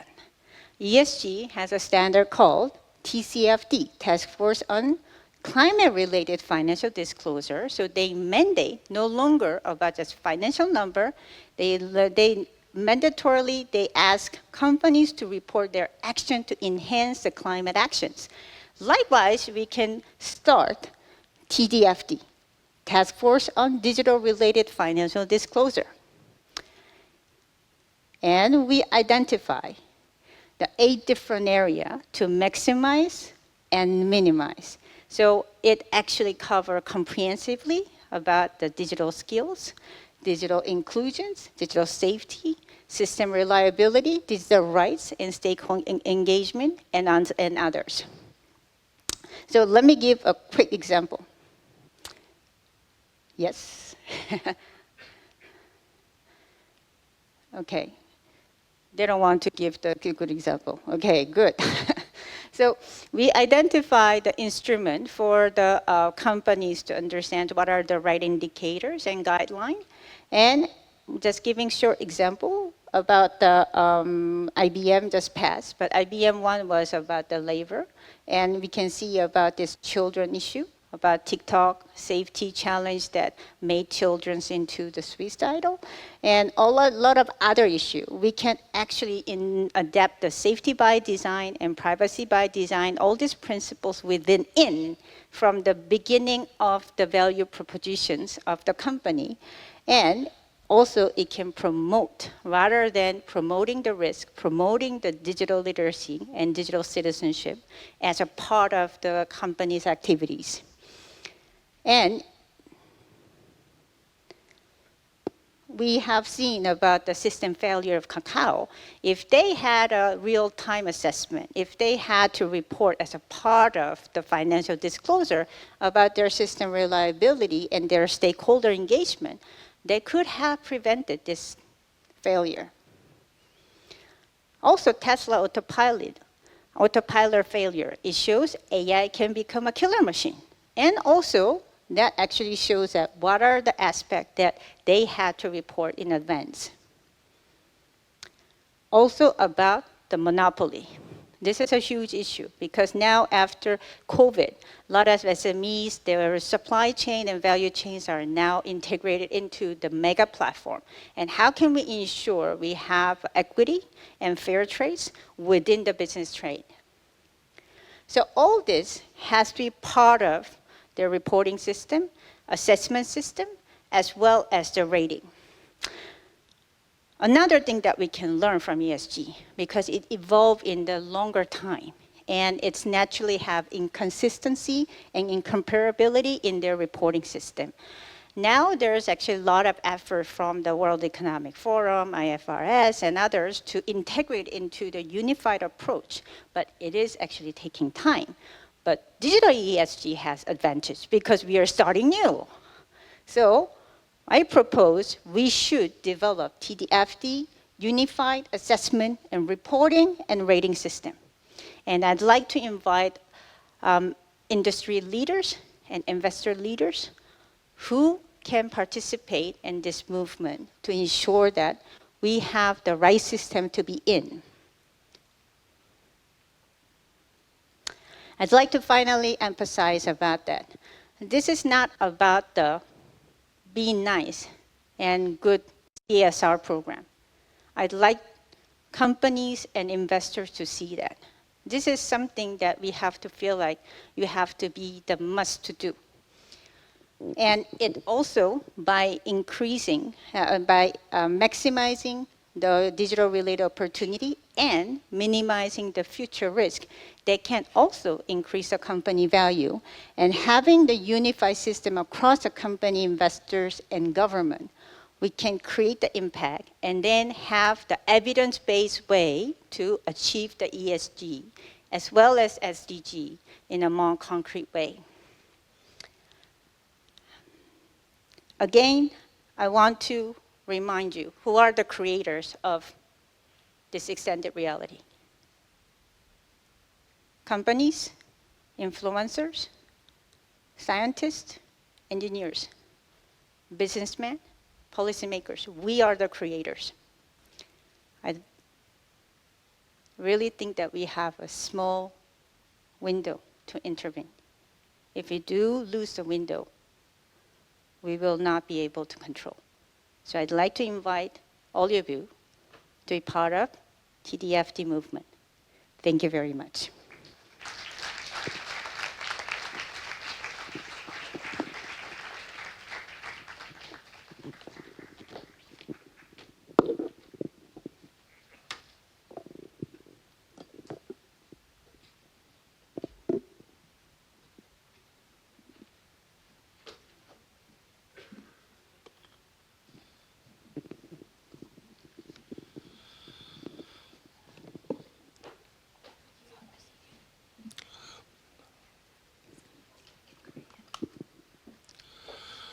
오늘 정말 비가 많이 오는데 이렇게 많은 분이 오신 거 보고 그 열정에 감탄하고 감사합니다. 근데 이 중에 젊은 분들이 참 많으신데 사실 이게 젊은이들을 위한 미래에 대한 논의이기 때문에 젊은이들이 오늘 생각 많이 해서 이 문제를 풀어나갈 주역이라고 저는 생각을 합니다. 오늘 두 분 오랜만에 뵙고 참 좋은 발표 감사드립니다. 오늘 키노트 스피치로서 반기문 총장님께서 굉장히 커다란 화두를 던진 것 같아요. 제가 그걸 간단하게 좀 정리를 해보겠습니다.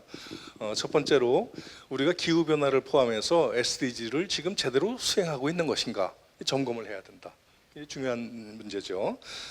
두 번째로는 기술의 발달함에 따라서 ESG라든지 SDG를 도와줄 줄 알았는데 기술 자체가 발생시키는 문제가 꽤 많아지고 있는 것 같다. 이것도 중요한 문제인 것 같습니다. 세 번째로는 SDG가 발표된 지가 이제 11년이 지났는데 11년 전만 해도 AI라는 게 이슈에 들어갈 수가 없었겠죠.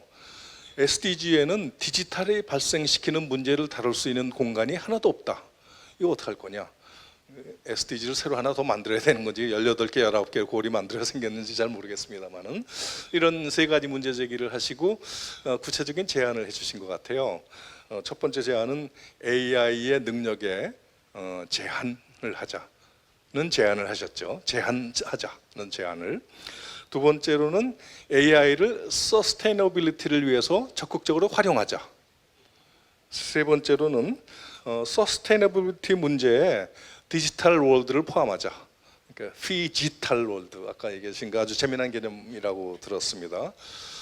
오늘 이 박 교수님께서는 2번과 3번에 대해서 주로 이렇게 발표를 해주신 것 같은데 제가 먼저 박 교수님보다 먼저 공통 질문으로 한번 시작할 텐데요. 약간 좀 짓궂은 질문일 수도 있고 답이 없는 질문입니다. yes, no로만 대답해 주시기 바랍니다. 나는 AI가 인간의 이득을 위해서 컨트롤러블 할 거라고 믿는다. Yes, no. Yes 하면 no 하면 두 분. Do I have to speak in English? Do you believe that AI can be controllable by humans for the benefit of a human being? Yes, definitely yes. How about you? If human beings want it. Huh? I will put in the. Okay. This is. A microphone, please.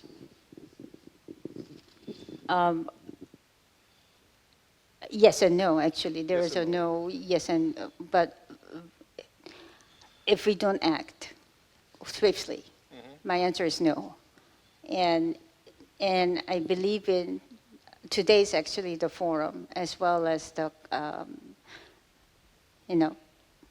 we have the two most important people in the universe in this room. And I believe something magical will happen. So along that line, I have yes. 우리 한국말로 하기로 했는데 May I just add something? May I just add something? Because I think it's a very important question. First, because it's a very young audience. I have my students over there from Kyunghee University. I see them Raise over hand. there. Hi, good Welcome. to be here. Welcome. Yes, we were talking yesterday, and all this week we were talking about the SDGs. And yesterday I talked to them about beyond GDP. And we were talking about equity, inclusiveness, and very related, including AI. I'm happy they're here to continue this debate. Now, the question, because you asked a simple question, but it's complicated.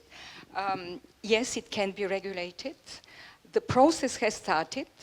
We know that the European Union, I don't have time to develop a lot, but the European Union has started also this process. The European Parliament just a month ago adopted a framework of such a regulation. It goes now, and actually next week on the 18th, the Spanish presidency of the European Union is putting to be debated in the Council. And then, of course, the European Commission, it's a complicated process still. If it's adopted, it cannot be deployed by 26 maybe. But what is very important is that there are developed 4 categories of risks. And as I said, there are those who are just non-negotiable. It cannot be done. It cannot be allowed to happen, and the others. But what I think is important, and Professor Park mentioned it, there are 2 issues. It's development and deployment. Nobody says to not develop, right? The question is deployment. Just as recently I was listening to a debate by a famous philosopher, Yuval Harari from Israel, who is very engaged nowadays. Maybe you have heard him also speaking a lot about the dangers, risks of the AI. And he was giving an example with the drugs. He said, yes, the drug companies are working on developing new drugs. It doesn't mean that without vetting them, without looking at their impact, they're sold in the pharmacies or the cars. We know that they're developing, but so AI in this type of technology requires even more kind of checks and vetting. So I believe the process has started. If there is a political will, and I hope there will be, on behalf of regulators and governments, it may happen. It may, yeah? It may. I'd like to echo the importance of differentiate the development and deployment. Because the reason that we have a slim window is because we are in the beginning phase of deployment. And if this get integrated into our life and all across the industry, I don't think we have a good chance. Because it is self-evolving, self-morphing, and already there's an open source out there. So there's a lots of alarming part. So that's why I think it is important for the international agency and UN agency and Security Council have to meet and actually make affirmative actions against it. 어떻게 할까요? 저 영어로 할까요? 어떻게 한국말로 하는 게 죄송합니다. 제가 앞으로 한국말로 하겠습니다. 서로 한국말로 하는 게 예, 우리 예. 약속된 바인 것 같아서. 근데 제가 좀 저한테도 한번 물어보실래요? 똑같은 질문. 예, 저 똑같은 질문 드리고 싶습니다. 교수님께서는 어떻게 생각하십니까? 동그라미 아니면 X로 생각하십니까? 예. 저는 그 규제를 정치가들이 만들고 법안 행정가들이 만든다고 했을 때 개발자가 이걸 어떻게 AI에 임플리멘트한 줄 모르겠다는 거가 저는 문제라고 생각해요. 왜 그러냐면 지금 제가 봐도 그래요. 처음에는 저도 컨트롤을 할 수 있다고 믿었는데 AI를 써보고 AI의 메커니즘을 공부하면 할수록 이거는 emergent property라는 거 있지 않습니까? 개발자도 왜 이 능력을 갖는지를 모르는 거예요, 얘가. 그게 무슨 backward propagation 때문에 그런가? 뭐 이런 추측을 하고 있지. 컨트롤하는 방법을 아는 사람을 내가 못 봤어요, 아직까지. 그러니까 이게 그 비관론자들이 그래서 생기는 것 같거든요. 그래서 이게 정치가들이나 행정가들이 규제를 만들어내도 과연 AI의 그 내부 메커니즘에 임플리멘트를 할 수 있을 것인가? 이게 남아있는 큰 숙제 같은데 모르겠어요. 기술이 더 발전하면 저는 모르겠습니다만 현재의 테크놀로지는 AI가 예를 들면은 Theory of the Mind라고 나중에 한번 공부해 보세요. 상대방이 무슨 생각하는지를 아는 것처럼 답을 한단 말이에요. 이런 것들은 정말 상상할 수 어려운 얘기였던 거거든요. 그런 능력을 갖게 된 거를 개발자들이 모른다는 게 난 참 왜 그런 능력을 하는지 모른다는 거예요. 그게 참 어려운 문제인 것 같다는 생각이 들어요. 지금 저희가 디지털 ESG의 가장 큰 부분 중에 하나가 저희가 Safety by Design이라는 표현은 좀 브로드하게 썼지만 사실 AI 알고리즘과 AI 개발자와 그 윗선부터 사실 모든 그 발전의 개발의 프로세스에서 모두 컴퍼니에서 지금 사실은 이제 레귤레이트 할 수 있는 부분들을 만들어야 된다는 게 디지털 ESG의 굉장히 큰 꼭지 중에 하나거든요. 근데 이제 말씀하신 그런 부분들은 진짜 그 저희가 또 AI 엑스퍼트를 모시고 테크놀로지스트를 모시고 얘기를 해야 될 부분이지만 저도 이제 사이언스를 공부하고 이런 사람으로서 보면은 저희가 이거를 그 두 개를 항상 두 개를 따로 봐야 되는 게 있어야 되는 게 아닌가 싶어요. 하나는 진짜 그 유니버시티에서 나오는 개발과 이 R&D의 영역과 사실은 기업에서의 R&D 영역과 그 기업이 실제로 상품화하는 이 프로세스를 우리는 사실 레귤레이트 하는 것이 저는 더 급선무라고 생각합니다. 왜냐하면은 지금 말씀하신 부분들은 그렇게 개발되도록 프로그래밍이 돼 있는 게 AI예요. 현재 제너티브 AI가. 그러니까 it's going to getting worse. 그러니까 그걸 worse라고 표현한다면 it's going to getting more advanced. 그렇기 때문에 저희가 해야 되는 부분들을 지금 휴먼 메커니즘에서 지금 풀어나가야 될 부분들 우선 부적부터 박아야 되지 않는가. 그런 논의가 있어야 되지 않는가 저는 생각을 합니다. 오늘 여기 기술자가 같이 앉아 있으면 훨씬 더 좋은 토론이 될 것 같다는데 제가 다음 주제로 좀 이리나 바코바께 여기 젊은 분들이 많이 앉아 있어서 그분들을 대신해서 제가 질문을 드린 것 같은데 제가 대학 학교 학생들을 많이 만나잖아요. 그럼 최근에 저를 굉장히 곤혹스럽게 했던 질문이 하나 있었어요. 자기가 그림을 그리고 싶어 하는데 특히 웹툰을 그리고 싶대요. 자기가 한 10년 공부해서 한 2달 작업하면은 뭐가 하나 나올 것 같은데 지금 AI한테 시키니까 10초 만에 나오더라 이거예요. 그럼 내가 10년을 투자할 가치가 있습니까? 내가 그걸로 가고 싶은데? 이런 질문을 저한테 해요. What do you think? What can I say? What can 어떻게 I say? 어드바이스를 줘야 됩니까? 이런 경우. You know, there are definitely advantages, and it's fascinating to see that this is one of those examples where AI can indeed, you know, open a little bit more of opportunities for creation and for others. We're not speaking about that, definitely. I was also trying something very modest. I asked the AI, ChatGPT, to write to me a poem, Moonlight, a Sleepless Moonlight, and to write it as per Shakespeare. And it was incredible, fantastic. So yeah, it's good. It's something that is there. The problem here is not that AI cannot do this. The problem is that we have to keep our creativity alive, and that we have to eliminate those negative impacts that may come. And we show them what all these negative impacts. And I believe if we want to regulate the deployment, as I said, once again, I'm saying the deployment of it, we can do that. And we should do that. Because if we don't do that, there will be extremely negative impact, and then the gene may be out of the box. So there is a small window, as Professor Park said, and Mr. Ban, there is a small window of opportunity. I'm happy that current Secretary General Antonio Guterres took up this initiative of the elders, that they're speaking about that. He will be putting this in the autumn at the United Nations. Then Security Council, I know there is a UK initiative that Security Council for the first time is discussing issues. So there is a concern, it's building already. But it's slow, and we really have to act now. We just have to push them to act now. 예, 역시 디플로이먼트 쪽의 레귤레이션 훨씬 쉬울 것 같다는 생각은 듭니다. 저는 오늘 아까 디지털 ESG에 대해서 반기문 총장님이 요구하신 거를 실천하는 프로그램을 발표해 주신 것 같아서 굉장히 감명 깊게 들었는데요. 어저께 신문에도 보니까 어느 회사가 그 소각로가 쓰레기를 부어서 태우는데 쓰레기를 불 때마다 온도가 내려가나 봐요. 그러니까 그때 가스가 많이 나오나 봐요, 유해가스가. 그래서 소각로에 온도를 일정하게 지켜주는 AI를 썼더니 탄산가스가 반으로 줄었더라. 이게 분명히 디지털 ESG의 좋은 예인 것 같거든요. 오늘 발표하신 것도 시간이 없어서 그렇지 그런 예들이 굉장히 많았던 것 같아요.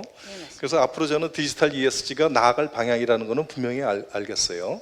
근데 거기에 한 걸음 더 나가셔서 이걸 크로스 이코노미라는 새로운 개념하고 또 연결을 시켰단 말이에요. 그게 어떻게 연결된 건지 조금만 더 부연 설명해 주셨으면 좋겠습니다. 예, 지금 ESG의 역사를 보면 첫 번째 시작이 그거입니다. 지금 지구는 유한하기 때문에 유한한 자원을 우리가 지금 너무 그로스를 빨리 하면, 저희가 성장을 많이 하면 저희가 그 다음 세대에 성장할 걸 뺏어온다는 거죠. 그래서 ESG의 근본 시작은 limiting the growth. 그렇기 때문에 circular economy는 reuse, reduce, recycle. 그러니까 ESG가 사실 기업 입장에서 반갑지 않았던 이유 중에 하나는 나한테 성장을 멈추라고 하는 거죠. 예.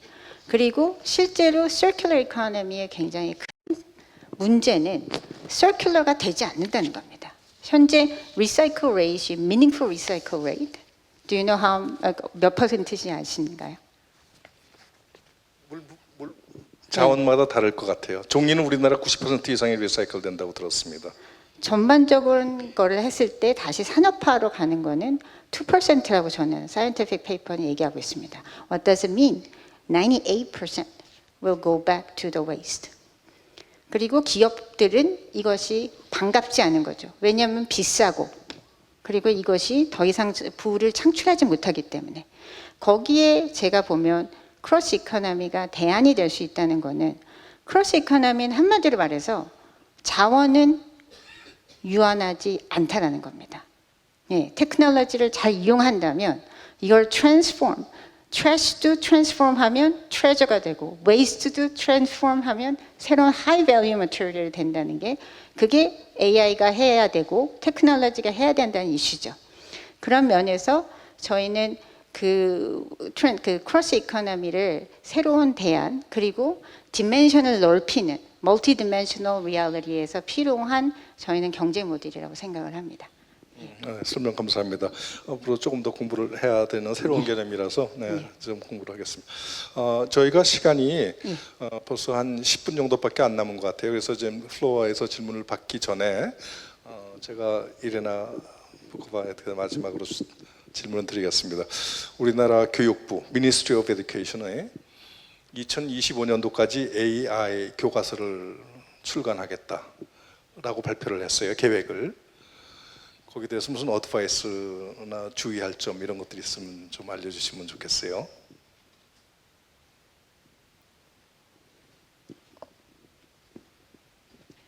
It's difficult to give advice, all the more that the Minister of Education is a good friend. We worked with him when a long time ago, when he was member of our commission. We were adopting goal number 4 of sustainable development. I know how dedicated he is to this, and I don't know what the textbook will be. But you bring me to another question: is that our general knowledge about AI is so insufficient? Just people don't know what is this we are talking. We are here maybe talking about people who are interested in this, but the citizens, they do not know. And I think we need to raise their awareness of the AI, both the challenges and also the risks, because otherwise they will not be able to embrace and to have some political action or other action together with their politicians in educational institutions. People have to know about what is at stake, about their rights, and about what they should do in order to promote this type of inclusive, I would say, AI that works for humanity. We don't have his knowledge at all. We are just ignorant. Okay, thank you very much. 네, 그러면 저기 오디언스로부터 질문을 받고 온라인 질문도 있었는데요. 우선 손을 들고 자기가 누군지 간단하게 소개해 주시고 마이크 전달드리겠습니다. 네, 앞에 네. 안녕하세요. 저는 사랑과 뉴스의 이동훈 대기자고요. 특히 과학기술통신부하고요, 한국학창의재단의 드림톡 콘서트 중고생을 강연하러 갑니다. 그래서 거기서 제가 하는 주제는 AI 기반 4D 프린팅, 메타버스, 양자 전략 기술 뭐 이러는데 최근에 제 경험을 AI에 관해서 이야기해 보겠습니다. 어제면 간단하게 좀 예, 간단합니다. 저는 인간을 지능을 가진 감성용자라고 생각하고 챗GPT는 확률적 언어 존재다 이렇게 했는데 문제는 그들과 대화 아까 이제 그 이야기하듯이 대화를 하다 보면 혹 하고 넘어가요. 친구처럼. 야, 그러면 AI 커뮤니케이터 이거 문제가 있구나. 제가 이제 학생들 대상으로 강의를 하니까. 그랬을 때 이거를 어떻게 접근해야 하는지 묻고 싶습니다. 아까 인티머스 얘기하셨는데 네, 감사합니다. 예, 정확한 말씀이시고요. 지금 그 챗GPT 구글에서 딥마인드에서 그 챗GPT 그러니까 그 제너러티브 AI의 리스크에 대해서 굉장히 자세하게 쓴 논문이 있습니다. 근데 거기에서 이제 제일 큰 것 중에 하나가 아까 말씀하신 manipulation, 그러니까 설득하는 거, 그러니까 persuasion. 그러니까 이 AI가 이제 그 유발 하라리 말씀하셨지만 인간의 근본적인 오퍼레이팅 시스템이라고 하는 언어를 벌써 점령했다라는 거죠. 언어를 점령했다는 뜻은 충분히 인텐션을 가지고 그게 알고리즘에서 기인한 건지 아니면 자기 학습에서 이긴 건지 개발자도 현재 모르는 상태입니다. 그것이 우리에게 어떤 목적인지 알 수 없는 이제 그 persuasion이 가능한 지금 상태에 있습니다. 그래서 단순히 확률적인 존재이고 이것이 우리에게 큰 영향을 미치지 않는다라고 본다면 그거는 지금 현재 스코어 맞지 않습니다. 예. 그래서 저희가 이제 사람들이 얘기한 alien intelligence라고까지 말하는 건 이거는 진짜 외계인과 같은 존재 같다라고 얘기할 정도로 이 AI가 지금 전문가들이 생각하기에는 7세에서 9세 빠르게 그 연령이 높아가고 있는 거죠, 지능이. 그거를 이해를 하시고 말씀을 하시는 게 저는 정확하다고 봅니다.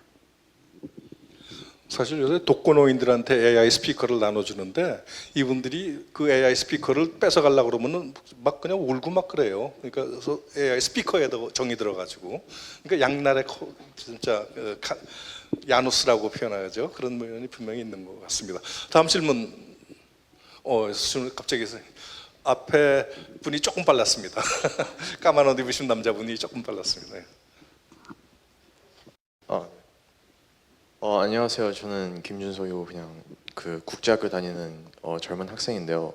그 실제로 박 교수님께서 말하신 그 피지컬 월드에 대해서 생각을 해봤는데 실제로 저희 같은 이제 젊은 청년과 청소년들은 피지컬 월드를 살고 있는 것 같거든요. 근데 교수님이 말하신 대로 그 피지컬 월드의 그 ESG나 레귤레이션들을 셋하는 거는 저희가 아니잖아요. 근데 그러면은 저희는 청년과 청소년들로서 어떻게 그런 ESG와 그런 거에 인볼브 될 수 있을까요? 굉장히 좋은 말씀이시고요. 그리고 우선 여기에서 가장 큰 플레이어들은 빅텍이시겠죠. 그렇지만 이제 현재는 이제 모든 컴퍼니들도 그렇고 이제 다 디지털 트랜스포메이션을 가고 있는데 빅테크는 결국은 사업을 하시는 분들입니다. 그리고 지금 젊은 청년들은 사실은 그거에 제일 큰 고객들이세요. 그래서 고객이 원하지 않는 거는 사실은 사업가는 하지 않는 것이 기본적인 원칙이지 않습니까? 그래서 우선 첫 번째 제일 중요한 거는 지금 이것이 서스테이너빌리티의 큰 어젠다라는 거를 젊은 층이 목소리를 높이셔야 된다는 게 저는 굉장히 큰 부분이라고 생각합니다. 그리고 두 번째는 그리고 본인도 이 세계를 만드는 크리에이터실 거예요. 그래서 이 크리에이터로서 지금 이제 인플루언서들, 크리에이터들 이분들도 디지털 ESG가 저는 필요하다고 생각해요. 그분들도 크리에이터니까. 그래서 그런 애스펙트에서 지금 접근하실 수 있는 부분이 굉장히 많고요. 그리고 또 하나는 프로젝트 와이즈 우리가 지금 그 청소년 그런 유엔과 같은 그런 포럼을 만들려고 합니다. 그래서 관심 있으시면 적극 참가하셔서 목소리를 높여주시기 바랍니다. 예. 네, 아까 들었던 그 옆에 분, 뒤에가 더 급한 질문이신가 봅니다. 네. 네, 저는 광주교육대학교에서 그 교사를 양성하는 일을 하고 있는 교수입니다. 저의 질문은 질문이면서 동시에 제안인데 제가 오늘 이 강연을 들으면서 여기에 오신 분들 중에 혹시 교육부에서 오신 분이 계실까 하고 진짜 질문인데 혹시 계신가요? 아무도 안 계시죠? 온라인에 계실 겁니다. 사실 태재 연구소에서 이렇게 좋은 강연을 기획을 하시고 또 오늘 해주신 곳에 제가 참석할 수 있었던 것이 저는 너무나 감사하고 다만 우리가 정말 우리나라 교육을 생각했을 때 이런 그 포럼이나 사실 학회에서 어떤 뭐 기조 강연이나 이런 것들이 다 모래알털처럼 흩어져 있는 거예요.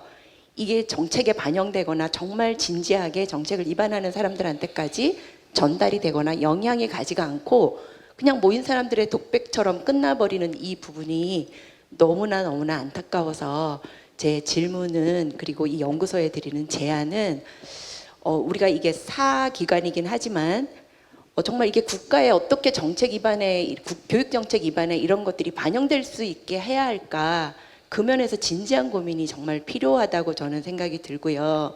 그래서 그런 면에서 우리가 어떻게 해야 될까가 그 태재에서도 연구해야 될 정말 큰 주제라고 저는 생각이 듭니다. 그리고 그거 하나 제안을 드리면서 또 하나는 국제 기구를 인터내셔널 그 인스티튜트를 이런 거 이제 DQ에 대한 모니터링이나 또 좋은 어떤 그 뭐 정책이나 이런 거에 대해서 만들고자 하시는 그 어떤 비전이 있으시잖아요. 그게 지금 유네스코를 통해서든 더 크게 뭐 유엔에서든 정말 이제는 좀 그런 시스템이 있지 않으면 너무나 빨리 이것들이 정책들이 만들어지고 벌써 들어가 버리기 때문에 뒷북을 쳐야 되는 상황들이 될 것 같아요. 지금 가장 최근에 지금 교사 양성의 대한민국의 문제가 지금 이주호 장관이 되고 나서 바로 지금 학교로 다 내려왔어요. 내년 4월부터 입학한 학생들한테 교사들 될 사람들한테 DQ 교육해라. 근데 거기에 무엇을 하고 어떻게 해야 되고 어떤 컨셉을 가지고 어떤 목적으로 해야 되는지는 너무나 그냥 오픈되어 있는 거예요. 그래서 너무나 혼란스러운데 제가 왜 이 말씀을 드리냐면 우리나라 같이 교육 도미네이트된 나라에서 국가 정책을 만드는데 교육에 대한 정책이 전혀 어떤 검토 과정 없이 행정가들 몇 명이서 이거 해라 내려온 거예요. 이미 법으로 정해졌기 때문에 저희 그거를 거꾸로 토스백 할 수가 없어요.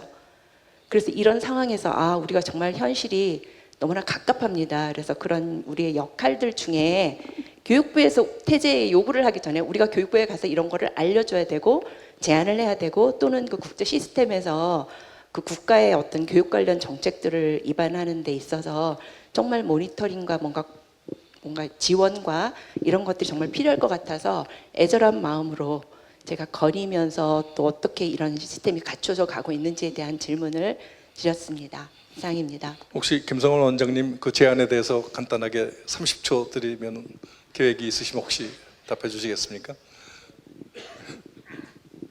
그 태재 우리 미래전략연구원에서 지금 말씀하신 그런 분들의 의견을 낼 수 있는 오픈 플랫폼을 한번 만들어 보겠습니다. 그래서 감사합니다. 네, 많은 분들이 네.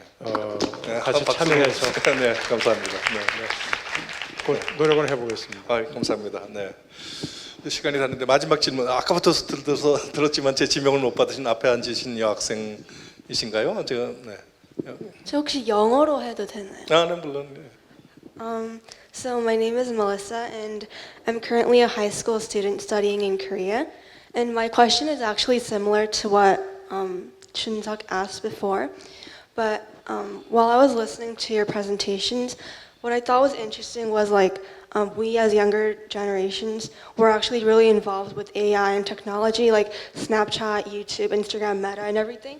But a challenge that we face is that we don't really have a clear way of interacting with digital ESG or digital SGDs. So I was wondering whether Dr. Irina Bokova or Dr. Park, organizations like those or prominent figures would be supportive of youth groups when we want to amplify our voice and maybe come up with policy suggestions that could reflect the digital world that we're living in. 젊은이들이 이렇게 정책에 관심이 많은 건 참 오늘 좋은 현상입니다. Well, I think this is exactly the open platform, right? Because the open platform, I guess, will be for teachers, for young people. It was really, the problem is societal. Education is a societal problem. It's not just one government, one minister, one university, one journalist. It's a societal. It touches upon everybody. We know that there are two things that touch upon every family. It's football and education.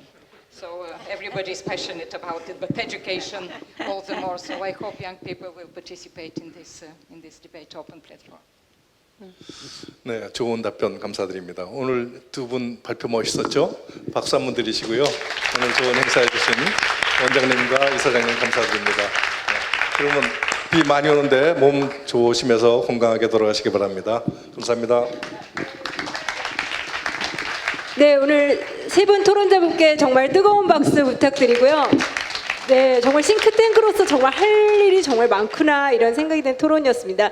특히 김영학 총장님께서는 지난 저희 4월 포럼에서도 좌장을 맡아주셔서 너무나도 부드러운 진행을 해주셨는데 오늘도 저희가 길을 잃지 않고 정말 광범위한 주제의 토론이었는데 길을 잃지 않고 잘 좋은 의견들 나눌 수 있도록 이렇게 마련해 주셔서 네, 정말 감사드립니다. 네, 저 몇 가지 안내사항이 있습니다. 지금 많은 분들이 앉아 계신데요. 이렇게 엘리베이터가 제한되어 있어서 한꺼번에 이동을 하시면 굉장히 많이 기다리실 수 있습니다. 그래서 저희 뒤편 아까 그 커피 놓여 있는 곳 뒤편에 계단이 있는데요. 계단 쪽을 원래 닫혀 있었는데 열어놓을 예정입니다. 여러분께서 계단 이용해서 올라가시면 또 빠르게 1층으로 올라가실 수 있고요. 그리고 돌아가시는 길에 그 동시통역 그 리시버 꼭 잊지 말고 반납해 주시길 부탁드리겠습니다. 그리고 오늘 저희 이 포럼은 태재미래전략연구원 유튜브 채널을 통해서도 다시 보실 수 있습니다. 오늘 이렇게 많은 청중 여러분께서 빗속을 뚫고 주셔서 정말 진심으로 감사드리고요. 앞으로도 이런 의미 있는 자리, 여러분들과 자주 만날 수 있는 자리를 만들어 보도록 하겠습니다. 감사합니다. 안전하게 돌아가십시오.